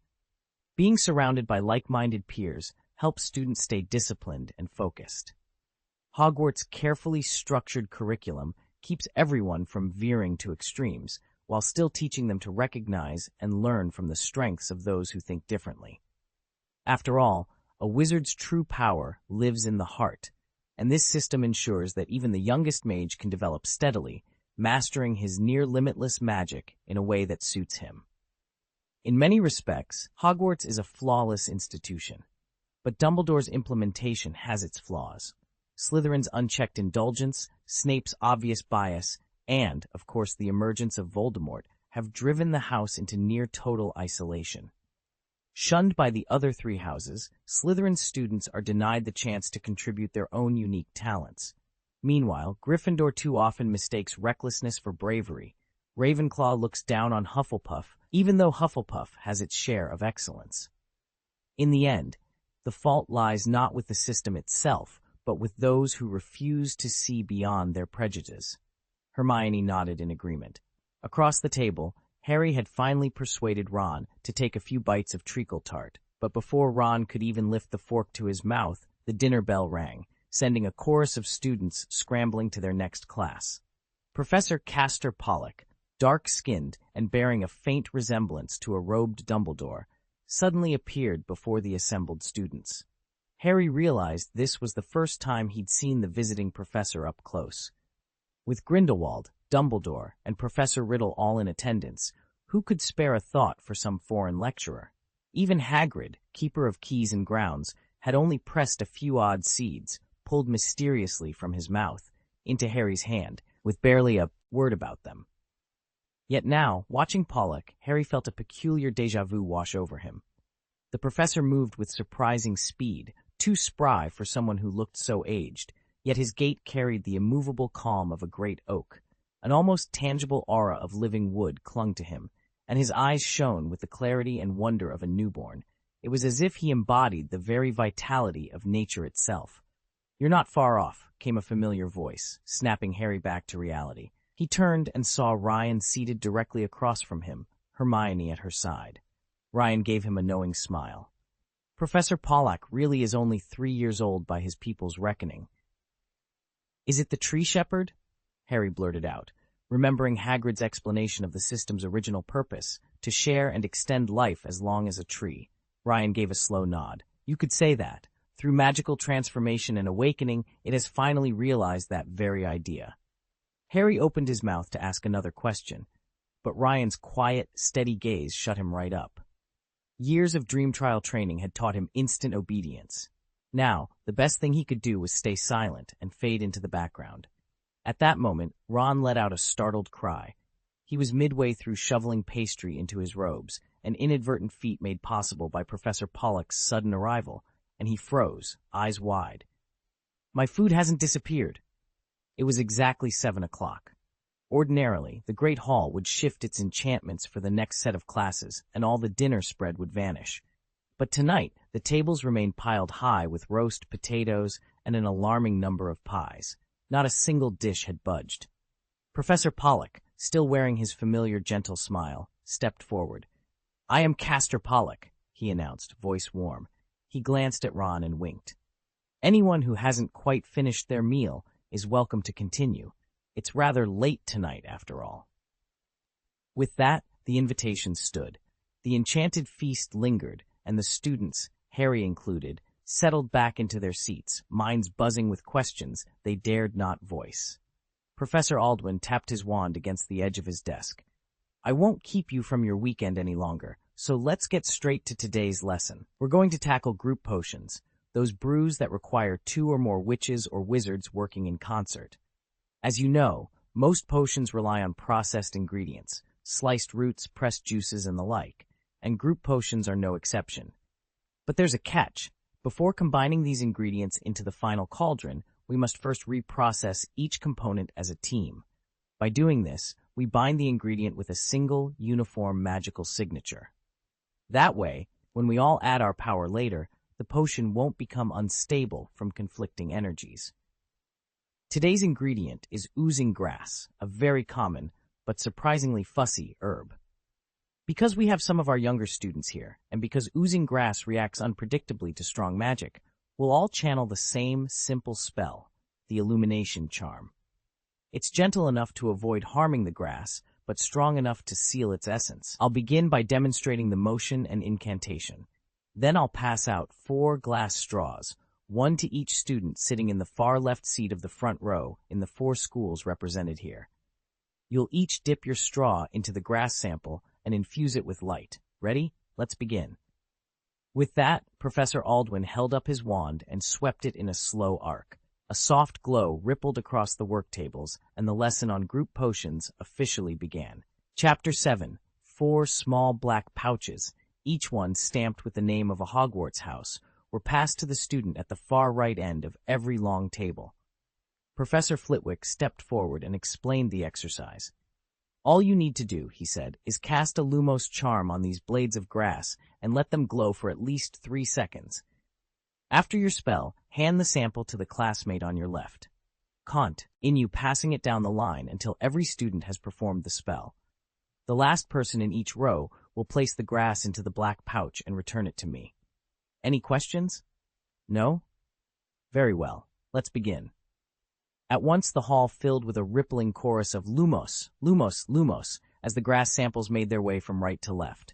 Meanwhile, Ron sat at the Gryffindor table, contentedly tucking into his feast and paying little mind to the passing parade of glowing grass. Between the Slytherin table and the Ravenclaw table, a lone Hufflepuff student watched the spectacle with quiet curiosity, notebook in hand, as the incantation swept past him. Chapter 139. Expected Date of Delivery. Just 30 minutes had passed since the students from the other 3 schools handed in their black pouches of processed sap. Dean Thomas, sitting at the far end of the Gryffindor table, had just finished sealing his own sample in a canvas sack when Professor Pollock called an end to class. Remember, Professor Pollock said, our next group potion session will be next Saturday from 1 to 3 in the afternoon, and War Magic has been postponed to 4 o'clock that same day. With that, he swept from the dice, and the great hall emptied in minutes. Victor Krum bolted from his bench so fast Ron barely had time to realize he was gone. Harry nudged his friend. Why don't you just write him a letter, Ron? Lay it all out and clear the air. He's been tiptoeing around you ever since the match. Ron huffed, tearing into a roast chicken leg. Not a chance, he growled. I'm sick of this. You go gallivanting after Krum because you think you need some world-class beater or chaser on your side. Fine. If you wanted a professional, you should have said so back at the start. We could have sorted this weeks ago and moved on to proper drills instead of dancing around each other. Harry frowned. I never meant to make things awkward. I just thought, with Krum's help, we could push our training into a more advanced level. You know how he flies. Advanced level? Ron sneered. You're obsessed with being the best seeker in history. So now you recruit the Bulgarian champion and leave the rest of us in the dust. I'm supposed to keep up with his wristwork and blindside passes? No thanks. Harry opened his mouth, then shut it. Ron's temper was switched on full blast, and no amount of logic would calm him right now. The two of them strode side by side toward the castle steps, Ron still muttering under his breath, Harry trying not to look deflated. As they climbed out into the cool afternoon light, Harry realized he'd wanted this partnership to strengthen the team. Instead, it had frayed the edges of his friendships. He glanced sideways at Ron, who was still checking his bag for a Quaffle lockdown charm. Harry sighed. Sorting out Quidditch strategies had never been so complicated. Ginny strode forward, her expression icy as she confronted Ron. She hadn't expected such foolishness from him, especially right after she'd parted ways with Luna, and she was still smarting from watching her brother trail after some stranger all morning like a lovesick puppy. Did Ron really want to make an even bigger fool of himself? And there, not far off, was Ryan, casually observing the whole scene. Hermione folded her arms and shot Ryan a pointed look. Honestly, I feel more like a hired hand than a student, she snapped. I still don't understand how we're supposed to brew this group potion. Ryan merely tilted his head and smiled, offering no answer. Hermione's cheeks turned pink. She jabbed him lightly on the chest with her fist. Will you please explain it? Ryan let his grin widen as if enjoying her frustration. Do you really think schools like Hogwarts or Beauxbatons teach you every high-level secret? Their lessons exist to win house points and pass exams. No one there is handing out true advanced magic. In our world, knowledge equals power, and power isn't doled out in mandatory classes and textbooks. Hermione opened her mouth to protest, but Ryan raised a hand. With a soft flick of his wand, a thin veil of gray magic rippled outward, cutting off any further argument. In the sudden hush, Ginny and Ron exchanged uneasy glances, but Ryan just stood there, folded arms and that inscrutable smile, as if daring anyone to challenge him again. They reappeared in an instant, this time at the very bottom of the Bermuda Triangle, in the lost wizarding city of Atlantis. Hermione, her questions forgotten, sprinted off toward the city's vast library, eager to dig through its ancient scrolls. Ryan, spotting her distraction, slipped away under the cover of a simple conjuration, heading straight for the chum bucket. He hadn't tasted a Krabby Patty in almost a week and was more than ready for one. Meanwhile, back at Hogwarts, Harry said goodbye to Ginny and Ron in the common room and made his way up to the 8th floor. There, a lone stone gargoyle stood sentinel in the corridor outside the headmaster's office. Harry stepped forward and spoke the password. "Sour soda," he said. At once, the gargoyle sprang aside. The wall behind it shuddered and split down the middle, revealing a narrow, spiraling staircase of polished oak. Harry climbed the winding steps, each turn lifting him steadily higher until he stood before Dumbledore's great bronze-knockered door. He tapped twice. "Come in," said the familiar voice from within. The door swung open on its own, and Harry entered the headmaster's office for the first time. He paused to look around in wonder. Shelves crammed with curious instruments, stacks of ancient books, and behind Dumbledore's desk, a tall, gilded perch, just waiting for Fawkes the Phoenix's return. "Good evening, Professor," Harry said, closing the door behind him. Harry realized at once that this office, like the Gryffindor dormitory, was capped by a lofty dome. Soft clinks and faint hisses drifted through the air, mixed with thin wisps of white smoke. For a moment he even thought Professor Dumbledore was puffing on a wooden pipe. But as Harry followed the noises, he discovered their source. A row of peculiar silver instruments of unknown purpose, each resting on its own slender pedestal. All around him, the walls were hung with portraits headmasters and headmistresses, their painted lips parting in gentle snores. One face made Harry's stomach clench, an unpleasant old man with a wispy goatee. Sirius's great-grandfather, he'd read once in the dusty family trees at number 12, Grimmauld Place. Harry turned away quickly, unwilling to risk another scolding, or worse, a mocking remark from that cantankerous portrait. He refocused on the center of the room, where a massive desk with clawed feet took up most of the space.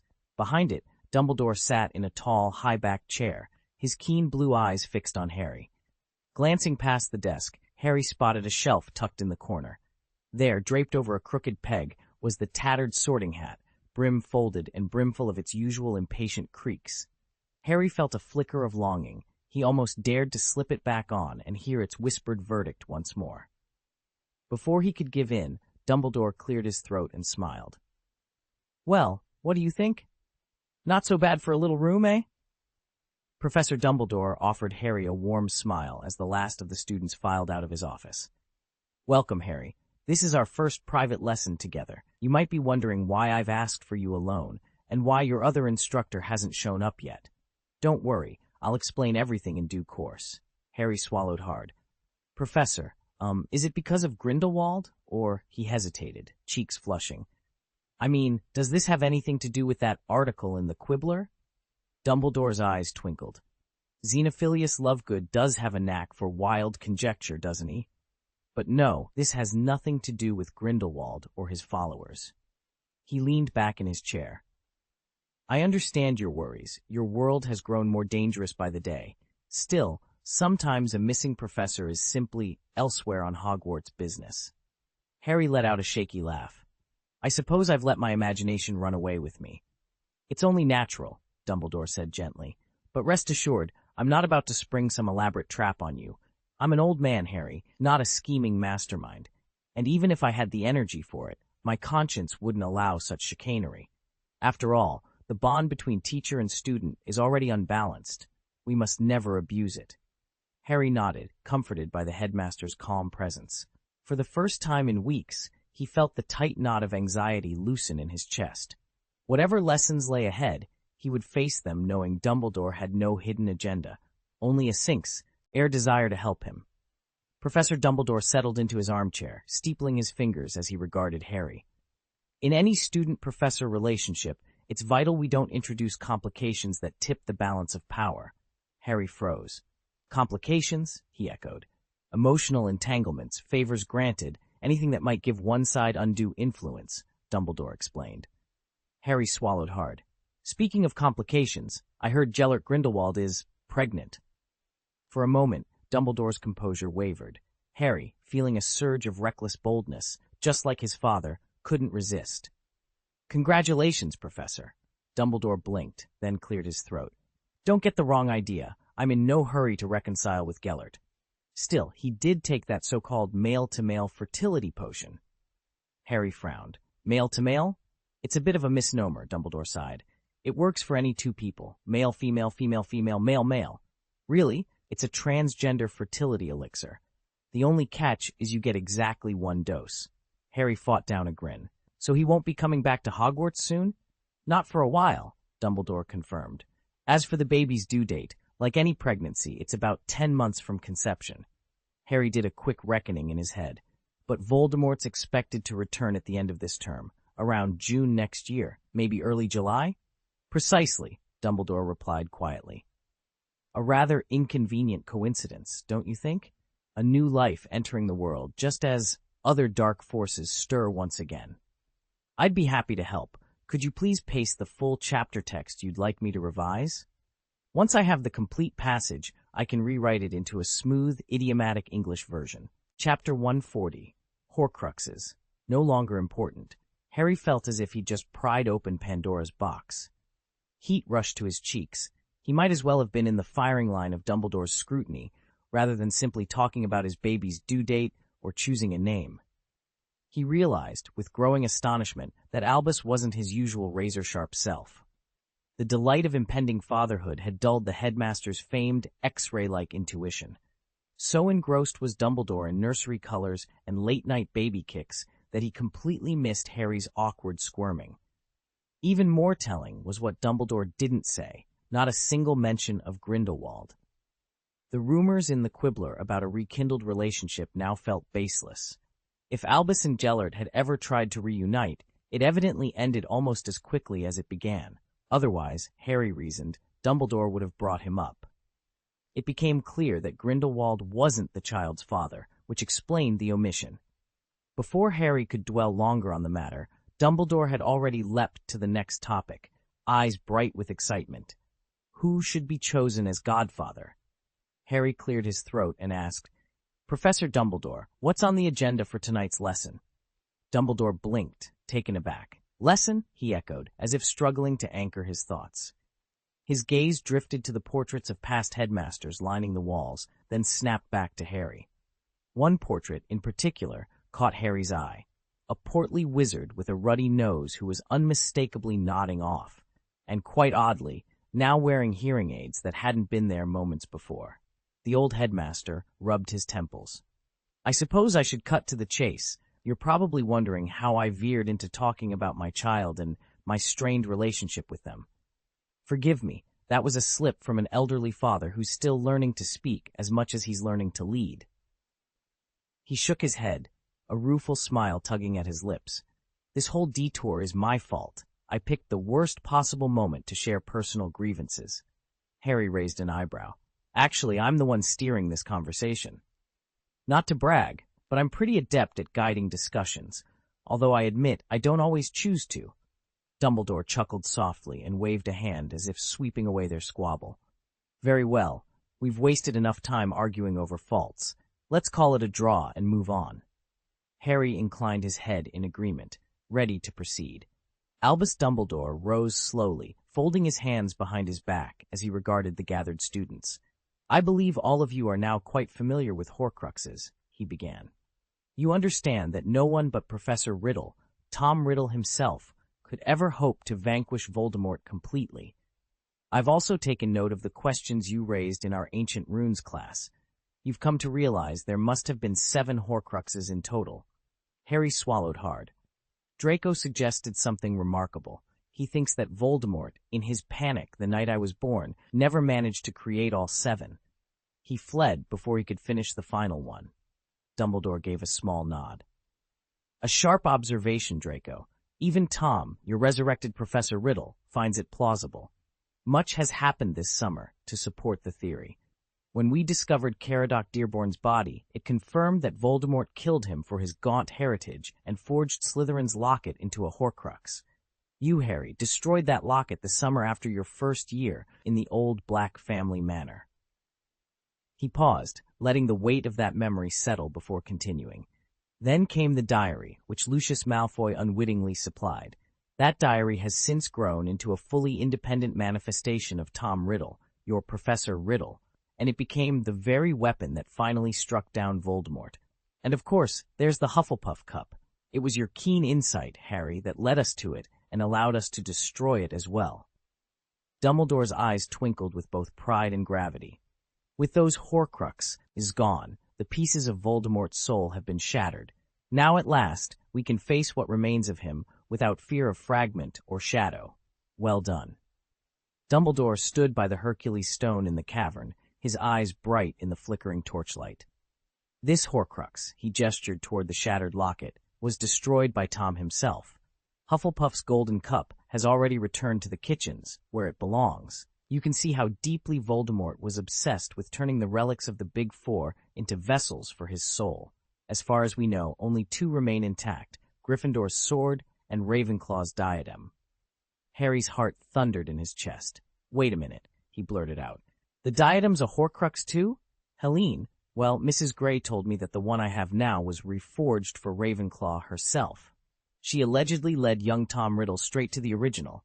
Doesn't that mean it was already a Horcrux back then?" Dumbledore regarded Harry with a steady calm. "Really?" he murmured. "Horcruxes in themselves are not the key to defeating Voldemort. I mention them only because they matter so greatly to you and to Tom Riddle."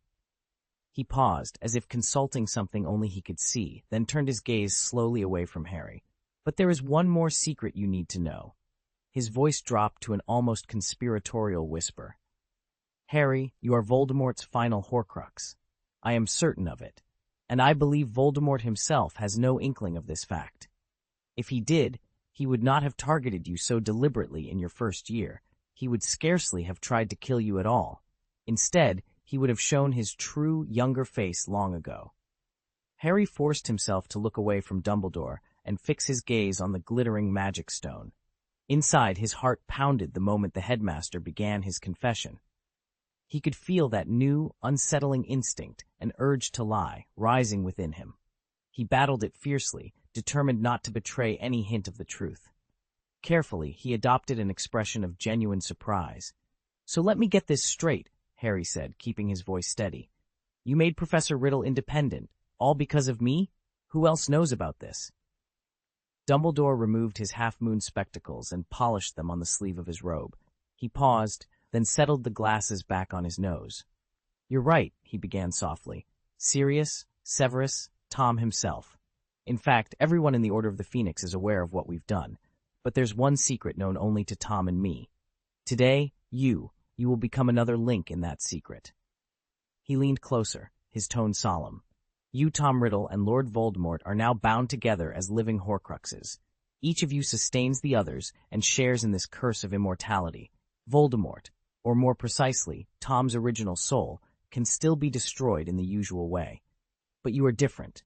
You exist as one of Tom's Horcruxes. After my death, in the long years ahead, you will serve as a safeguard, preventing Tom's soul from disintegrating entirely." Harry's stomach churned at the weight of Dumbledore's words. He kept his face calm, but inside, everything had changed. Dumbledore's gaze was steady as he leaned closer across the desk. Harry, you mustn't forget that the 3 Horcruxes Voldemort left behind could also contain fragments of your soul, or of Tom's. If Tom ever slips back into darkness, he won't hesitate to destroy anything in his path, including you. That's why it's vital that you track down every Horcrux. Were I still alive, I would journey with you and have each one destroyed, every last piece, right before Tom's eyes. Once he witnesses their destruction, he'll think twice about harming you. So long as you survive, there will always be a chance to set things right. Harry sat in silence, digesting Dumbledore's words. Finally, he raised his head. And what about me? I won't deteriorate either. Dumbledore offered a small, reassuring smile. No, Harry, only you will remain unchanged. Chapter 141, The Selfish God of Death. Harry opened his mouth to speak, then hesitated. Behind him, the Phoenix Fox trilled a soft, melodious call. He's back!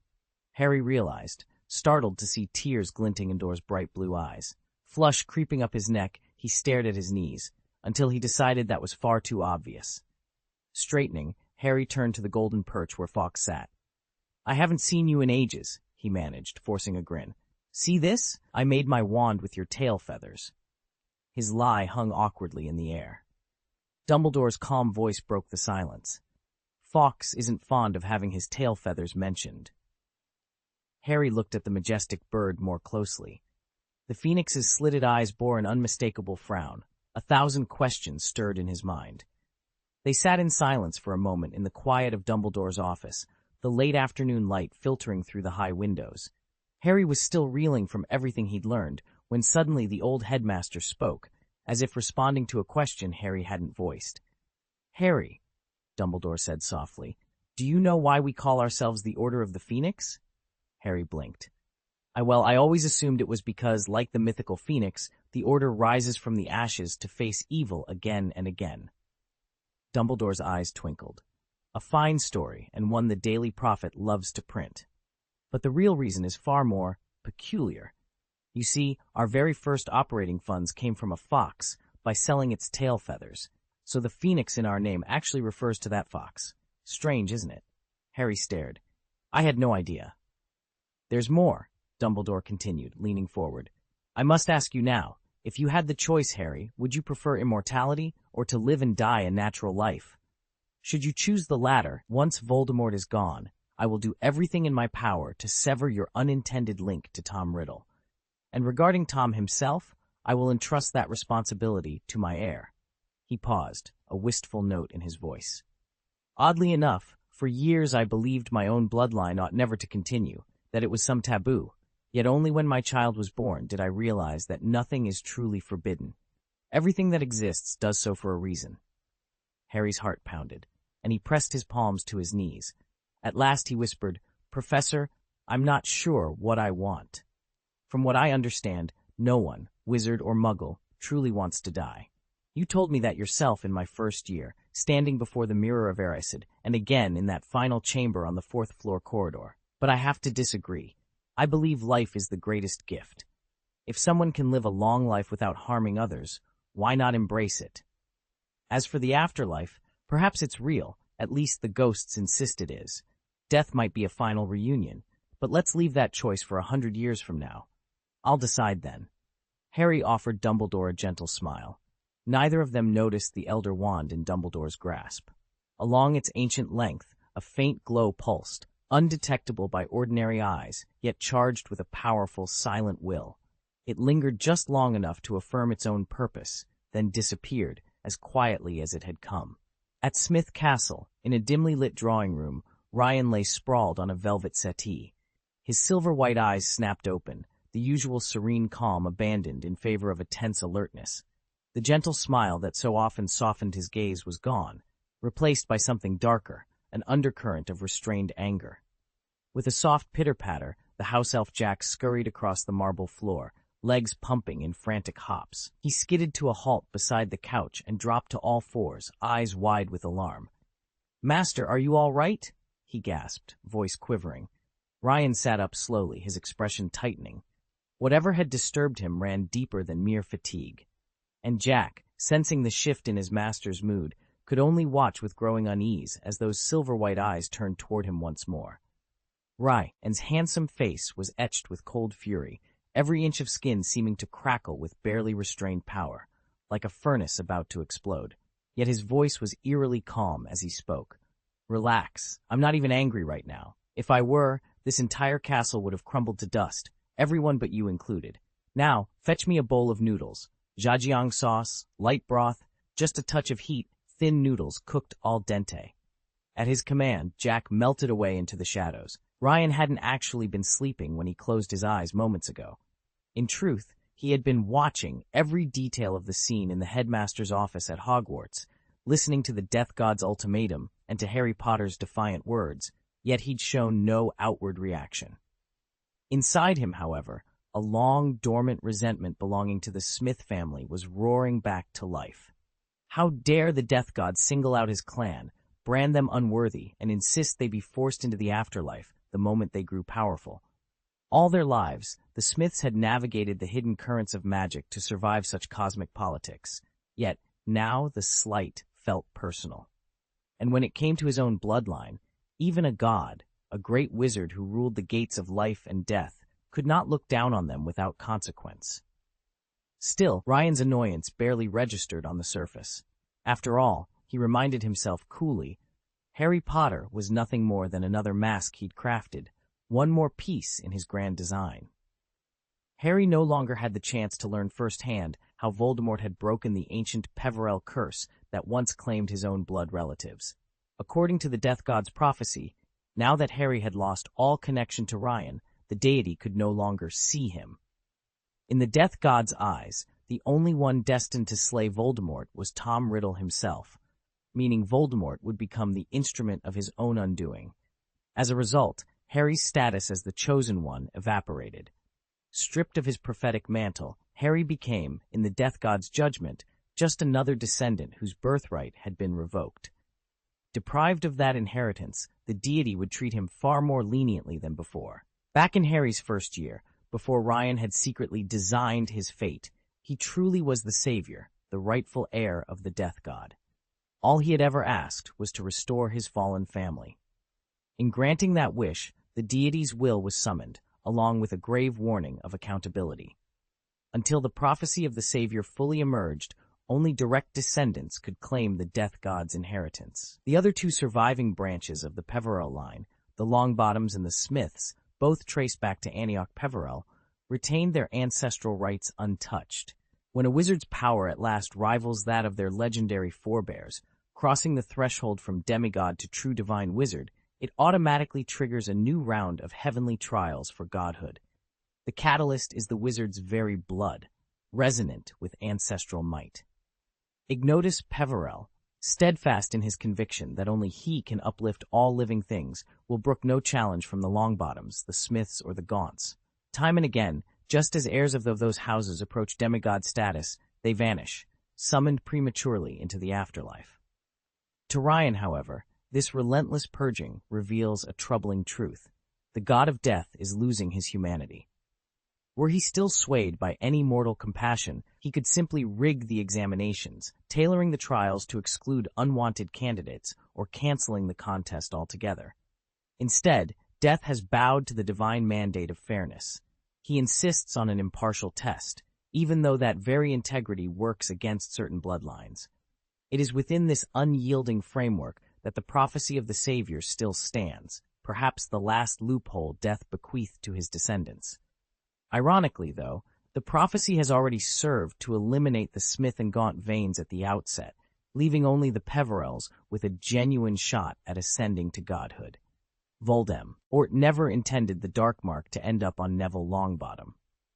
His first target had been the Smith household, but their wards were far too powerful for even him to breach. Next, he considered the old Gaunt family home, but since he was the only living direct descendant, he already had free reign there. The Potter's house was hidden by a Fidelius charm, with trusted friends serving as secret keepers, making it equally untouchable. With all other options blocked, Harry Potter should have been the Mark's inevitable owner. Yet fate interfered. That night, the Longbottoms brought baby Neville along on a visit to the Potter's house. When Voldemort unleashed his killing curse, it veered away from Harry and struck Neville instead. In that instant, the dark mark was seared onto the wrong child, forever binding Neville Longbottom to Voldemort's dark legacy. Chapter 142, Time of Countercurrent. The study was deathly silent. Without warning, Ryan leapt to his feet and declared, "All right, time's up. The noodles are coming." In his hand appeared a peculiar device. Its face resembled a clock, its casing woven from black and green silk. He flipped a hidden switch, and in an instant a belt of dark iron and burnished bronze snapped around his waist. At the same moment, a vast ghostly clock towered into view behind him. "Gashat!" "Transformation," Ryan intoned, slamming his fist to his chest. "Buckle up. Rider of the Sky, the great chronograph. Now is the ultimate hour. Masked Rider Kronos."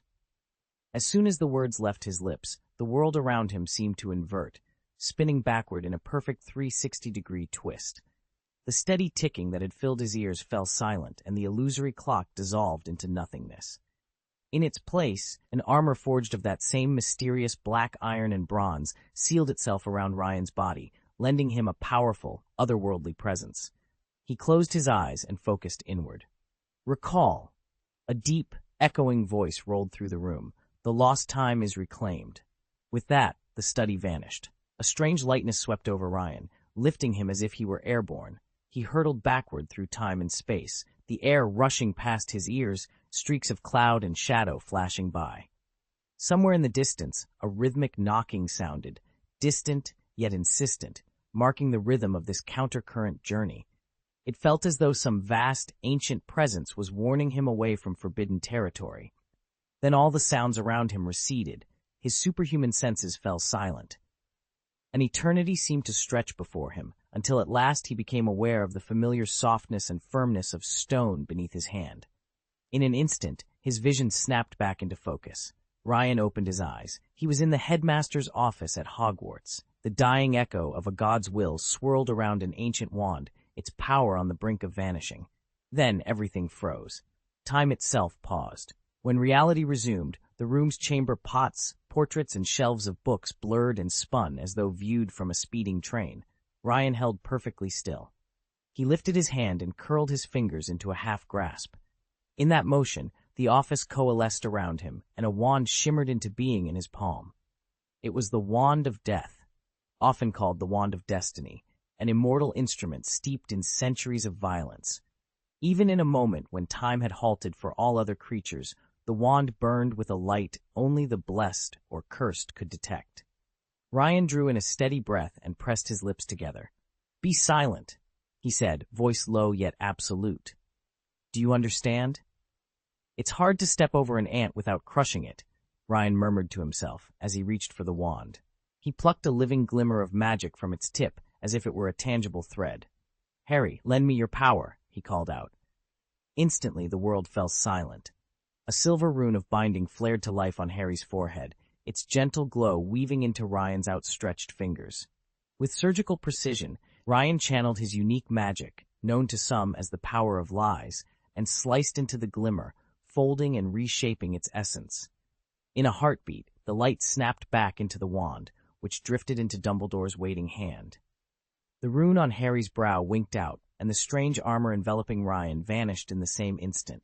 Then, as though caught on an unseen tether, Ryan was flung backward. He tore through thick stone walls, past soaring turrets, even slicing through the night sky where distant airships prowled. Time itself unraveled around him, only to snap right back.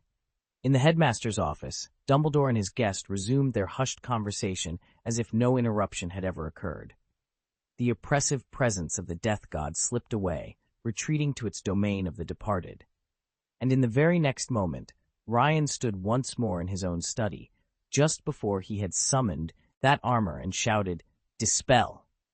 A faint echo of the word still lingered in the air, the only proof that the impossible had happened. It felt as though he had never left. Just then, the house elf Jack appeared with a small tray, setting down a steaming bowl of authentic Chongqing fried noodles before Harry.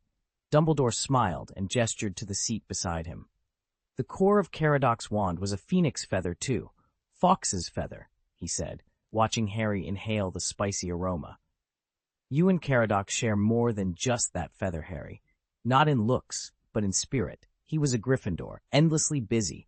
If he'd spent his days in the common room like you sometimes do, he'd have gone mad. His wand was made of sycamore, a wood for those who crave exploration and new experiences. Leave it to idle tasks and it grows dull. Harry blinked. It was perhaps the first time Dumbledore had ever spoken so openly about another witch or wizard. Tonight, the headmaster had slipped from his usual reserve and was talking about the friends who had fallen in the Order of the Phoenix, especially Caradoc, whom Dumbledore spoke of like a cherished nephew. In these moments, the Great White Wizard seemed less a towering legend and more a kind, weary old man burdened by memory. Harry didn't notice how the house felt to close in around them, nor how the potion of time had almost slipped away, until a distant bell tolled, announcing curfew. The soft chime startled Dumbledore back to the present. "Goodness," he murmured, stretching and glancing about the dimly lit room. "Is it really that late?" His surprise was genuine, which was unusual, especially since tonight he had intended to show Harry a series of memories related to Horcruxes. But for now, he simply settled back in his armchair, eyes shining with both sorrow and pride, as Harry savored the first bite of those fiery noodles. Before the final battle begins, Dumbledore must entrust Harry with one last vital set of instructions. If Dumbledore falls in combat, Harry is to use these clues to locate Voldemort's remaining Horcruxes. Once found, he can destroy them, or if he chooses, preserve them for further study. And if all other plans fail, there is a final, dire contingency. Harry must annihilate every Horcrux and then take his own life, ensuring that the Dark Lord's soul is left nowhere to cling. A gentle smile touched Dumbledore's lips as he considered the gravity of his orders. He had pondered the possibility of defeat more times than he cared to admit, yet fear had never found a foothold in his heart. That was why he'd shown so little anxiety when Harry's birthday nearly coincided with the moment of Voldemort's first resurrection. Indeed, he'd even felt at ease discussing mundane matters, suggested baby names, potential godparents, with Harry not long ago. The only uncertainty that still troubled him was the nature of sacrifice itself. Victory, he believed, was all but certain. But what of the others? On the island where the Death Eaters are holed up, defeat has already begun. Stripped of their wands, they resort to scavenging for rats to eat and hollowing out the bones of their fallen comrades to fashion crude weapons. Soon, even that means of resistance will be gone. Yet even a disarmed Death Eater is dangerous, and Dumbledore knows that the final trial lies just beyond. He must confront the uncanny, youthful manifestations of Voldemort and the dark wizard Gettler, arcane echoes given form by the same twisted magic that spawned the Horcruxes. Only by overcoming them can the world at last be set free. With every contingency in place and the full weight of expectation resting on Harry's shoulders, Dumbledore takes a steadying breath. The final conflict is at hand, and whatever the cost, the light must prevail. Dumbledore's gaze drifted for a moment as he considered the implications. He even possesses the Elder Wand, one of the 3 Deathly Hallows. Perhaps, then, no sacrifice will be required. He shook his head as if to clear a daydream and looked back at Harry with focus restored. Rarai sat in the headmaster's office, wide-eyed and breathless. Dumbledore sighed softly. "All right, let's conclude today's lesson. Tomorrow marks your first trip to Hogsmeade, a rare privilege for a Hogwarts student. Though, between us, you ought to have ventured to the Shrieking Shack with your friends already." Harry's face fell. "But it's only 10 o'clock, he protested. "Curfew's in effect, yes, but we usually don't turn in until around midnight in the common room, sometimes even later."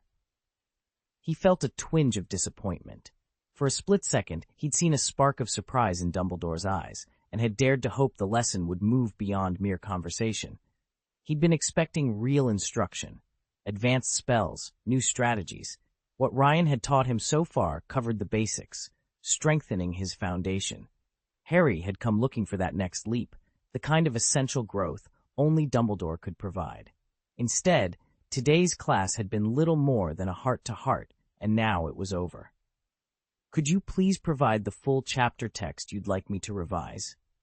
"Right now, I only have a brief acknowledgement line. I'll need the entire chapter to produce a coherent, polished English version." Chapter 143, Live Map, also known among older wizards as Chapter 586, Marauder's Map. It was 8 o'clock on a crisp morning in the Ravenclaw girls' dormitory when Ryan lay propped on the corner's four-poster bed, engrossed in a book with an absurdly long title, A Study of the Practical and Abstract Consequences of Natural Death, especially the reunification of spirit and matter. Around him all was quiet, every roommate still asleep, except for Harry, who was perched nearby, bleary-eyed but curious. The author, Bertrand de Pansy Profundus, was famous for exploring every conceivable method to prevent natural death, from rigorous potion regimens to arcane theories about the unity of soul and body. Wizards as towering as Voldemort, Dumbledore, and Grindelwald counted themselves among his admirers. Yet Ryan found the book profoundly discouraging. Profundus, brilliant though he was, scoffed at the very idea of resurrection. Time and again he declared, "Abandon hope, resurrection is forever beyond mortal reach." Ryan tapped his finger on the page. To him, that struck as dangerously misleading. He knew better than anyone that resurrection wasn't mere fantasy. It was a law etched into the fabric of the afterlife, most powerfully embodied by the resurrection stone. Yes, after Ignotus Peverell's triumph, the law had gone underground, its details obscured from mortal memory. But its essence remained, waiting for those bold enough to reclaim it. He closed the book with a decisive snap. Practical or abstract, no treatise could fully dismiss what Ryan had already witnessed. Death was not the end, and the path to coming back was neither closed nor forbidden, only waiting to be rediscovered. Ryan leaned back in his armchair, the candlelight dancing over the yellowed pages of the ancient grimoire before him. He was reading the section on Ignotus Peverell's invisibility cloak, the very law that defies death by prolonging life. Yet as he absorbed the text, another truth loomed in his mind. Resurrection is always possible. Just because no one has discovered the ritual doesn't mean it doesn't exist. That stubborn refusal to look beyond what's already written is precisely why the magical world advances at a snail's pace, Ryan thought. A soft crackle of magic whispered in his ear. "Ryan, can I ask you something?" Harry's voice sounded urgent, threaded with anxiety. Ryan snapped the book shut, sending it shimmering into a phantom form. With a flick of his wrist, he tossed it across the room. It passed harmlessly through the four-poster bed before solidifying again just above the floorboards. Harry waited, his tone more insistent. "Dumbledore told me about my Horcrux," he began. "He even admitted more about Grindelwald. Apparently he's expecting, and he hasn't had the energy to watch over me. So, do I need to come up with a cover story before next April?" Ryan met him gaze, his eyes calm but serious. "Yes," he said, "but only as a precaution. Here's my advice. Use Hogsmeade weekend. It always falls on a Sunday, specifically the last Sunday of the second month. That gives you enough time to prepare something plausible." Harry exhaled, relief and determination mingling in his voice. "That's perfect. Thank you, Ryan." As Harry's voice faded from the earpiece, Ryan reopened the ancient tome and returned to his reflections. The world of magic might cling to its old ways, but for those willing to look, the next great breakthrough was always waiting to be discovered. "Don't worry about the schedule," Ryan said smoothly. "Because of the tournament, you're free every Sunday now. And next April actually falls on a Sunday, too. All you have to do is make Hogsmeade your weekly outing. Come back late." He offered the suggestion without a flicker of hesitation. In truth, Grindelwald's unexpected pregnancy, born of a single reckless evening, wouldn't trigger the disastrous future everyone feared.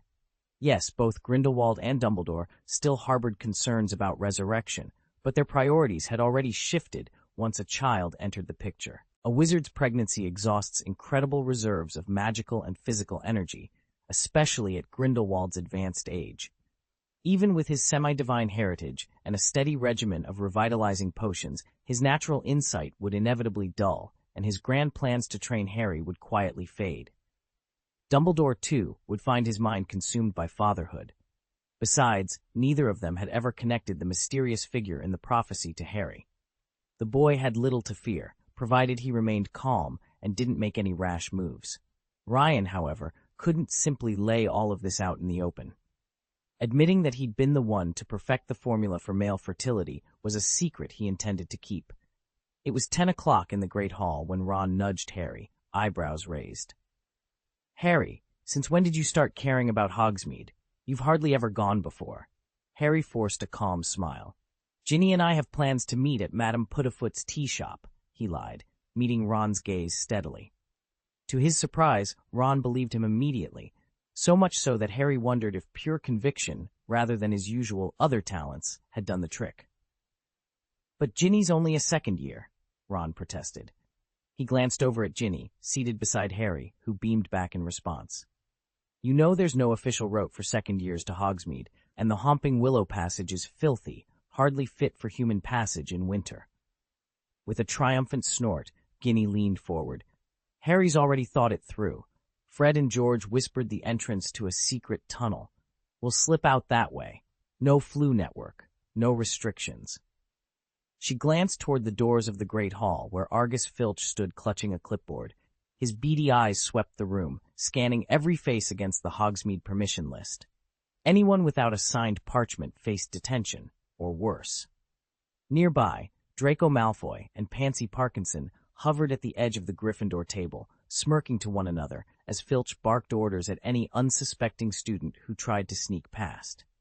Ginny's grin widened. Harry exchanged a hopeful look with her, thinking that, if all went according to plan, they'd be sipping butterbeer at Madame Puddifoot's before anyone realized what had happened. Harry and Ron had planned to spend the day in Hogsmeade, a rare chance to relax away from the castle. Crabbe and Goyle, engrossed in their own schemes, hadn't tagged along. Instead, a handful of other Slytherin students, whose names they couldn't even remember, had shown up to keep them company. As they wandered past the snow-dusted storefronts, one of the Slytherins bent down and whispered, I hear there's a secret passage back into Hogwarts. A secret passage?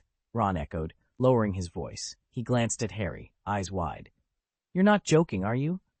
Harry grinned, slightly embarrassed, and produced a worn piece of parchment from inside his robes. He waved his wand over it, tapping the paper gently. I solemnly swear that I am up to no good. At once, fine ink lines, fragile as spiderwebs, crept out from under the tip of Harry's wand. They wove across the parchment, branching and crossing until every corner was filled. Then in large, looping green letters, words began to appear. Supplier to magical mischief makers, Mr. Mooney, Wormtail, Padfoot, and Prongs, proudly presents the Marauders map. Mooney, Wormtail, Padfoot, and Prongs? Ron's jaw dropped. That's Lupin, Pettigrew, Sirius, and Prongs is your dad, right? And Fred and George gave this to you? How did you get it? Did Lupin give it to you? Ron demanded, but he didn't wait for Harry's answer. Harry sighed. Fred and George found the parchment in Filch's office while we were all in detention. Ron tuned him out. Snatching the map, he spread it out on his knees and studied it intently. The parchment was a detailed, hand-drawn plan of Hogwarts Castle and its grounds, but that wasn't the most remarkable feature. Tiny footprints in black ink scurried over every corridor and courtyard, each with a name written in Miniat, your script underneath. Ron traced a cluster of small paw prints. Scabbers, he read aloud. Beside a sketch of Filch's office, 4 slightly larger marks, like crudely drawn blossoms, were labeled Norris. His eyes darted to the black lake on the map. A dense pack of footprints swirled at its center. Looks like Crumb hasn't left the lake, Ron said, frowning. He leaned closer and spotted a single print standing apart from the rest. Beneath it, the name Victor Crumb was inked in tiny, precise letters, and it wasn't moving. The moment froze on the map, just as clearly as if Crumb himself were standing still by the water's edge.